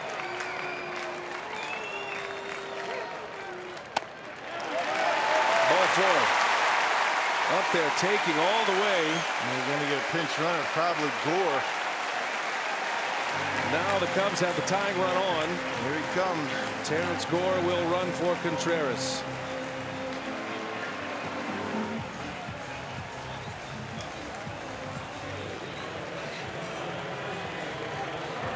First pitch of that at bat to Contreras was a strike, not called. Because Contreras is waving the bat in front, trying to distract Jeffress. Actually distracted the home plate umpire. You got one of the fastest baseball players alive in Terrence Gore. And you figure he'll try to steal here. 3-2 Brewers lead. 2 outs in the 9th. Tommy La Stella announces the pinch hitter. He leads the majors in pinch hits. He has 22 this year. He's 4 for 4 in stolen bases as a pinch runner is Gore.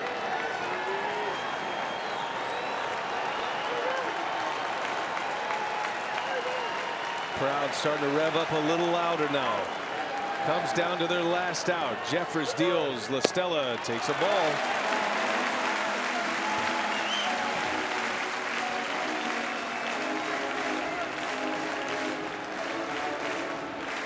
Suddenly Jeffress has lost the strike zone. He's not missing by much, but the Cubs have been patient.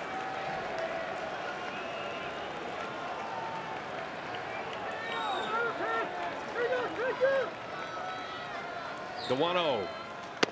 That one's in there. Curveball. Needed that one. Curveball for a strike to even the count at 1-1.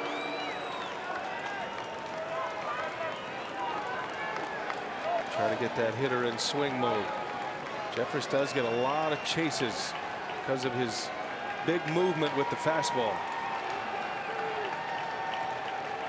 Here's a 1-1. Gore takes off. Pitches a strike. Throw to second. And Gore safe.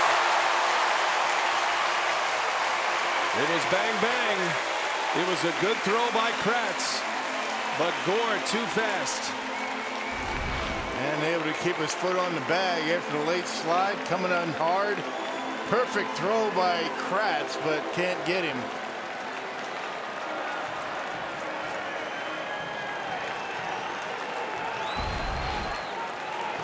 Brewers are going to have a look at this. Pitch was called a strike. Count is at 1-2. Counsel says play on. Well, more drama.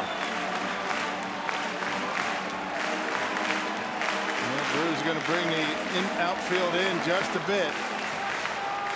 Bit of a risk. Anything that hits the outfield, you figure Gore's going to score the way he can run. And he'll be on the run with the crack of the bat. Jeremy Jeffress, a strike away from securing a win in game 1 of this series. Issues a 2-out walk. Gore a stolen base.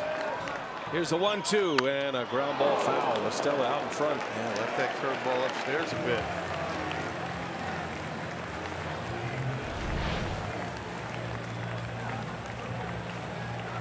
Right down the middle upstairs. Well, he just got it on the end of the bat. Yep, he did. It's a tough guy to deal with in Tommy Listella. Cubs have a big weapon in this guy. He's been the best pinch hitter in the big leagues all year.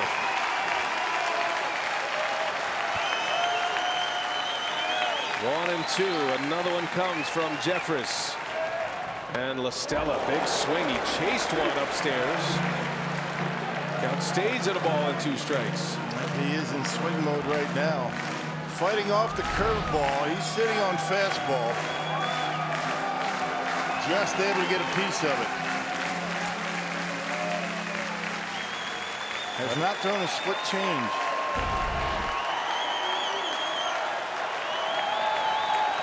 Tying run at second. Pitch number 20 for Jeffress. 2 outs in the 9th. Here it comes. And Listella, a swing and a miss. Jeffress strikes him out. The Brewers win. They win the opener of this series against the Cubs. Boy. Jeremy Jeffress, another terrific performance out of the bullpen. Boy, what a great game. We have seen some fabulous games over the last week or so. And none better than this one. Great defense, tremendous bullpen work from the Brewers. And they win game 1. Now they're a game behind the Cubs. 2 in the loss column. They match them in the win column. And the Brewers, with 2 more to play in this series, secure a huge game 1 win. What a game. What a finish. 8 strikeouts by the Brewers bullpen tonight. Dario Melendez standing by in our Fox Sports Wisconsin studios. It's time for Brewers Live.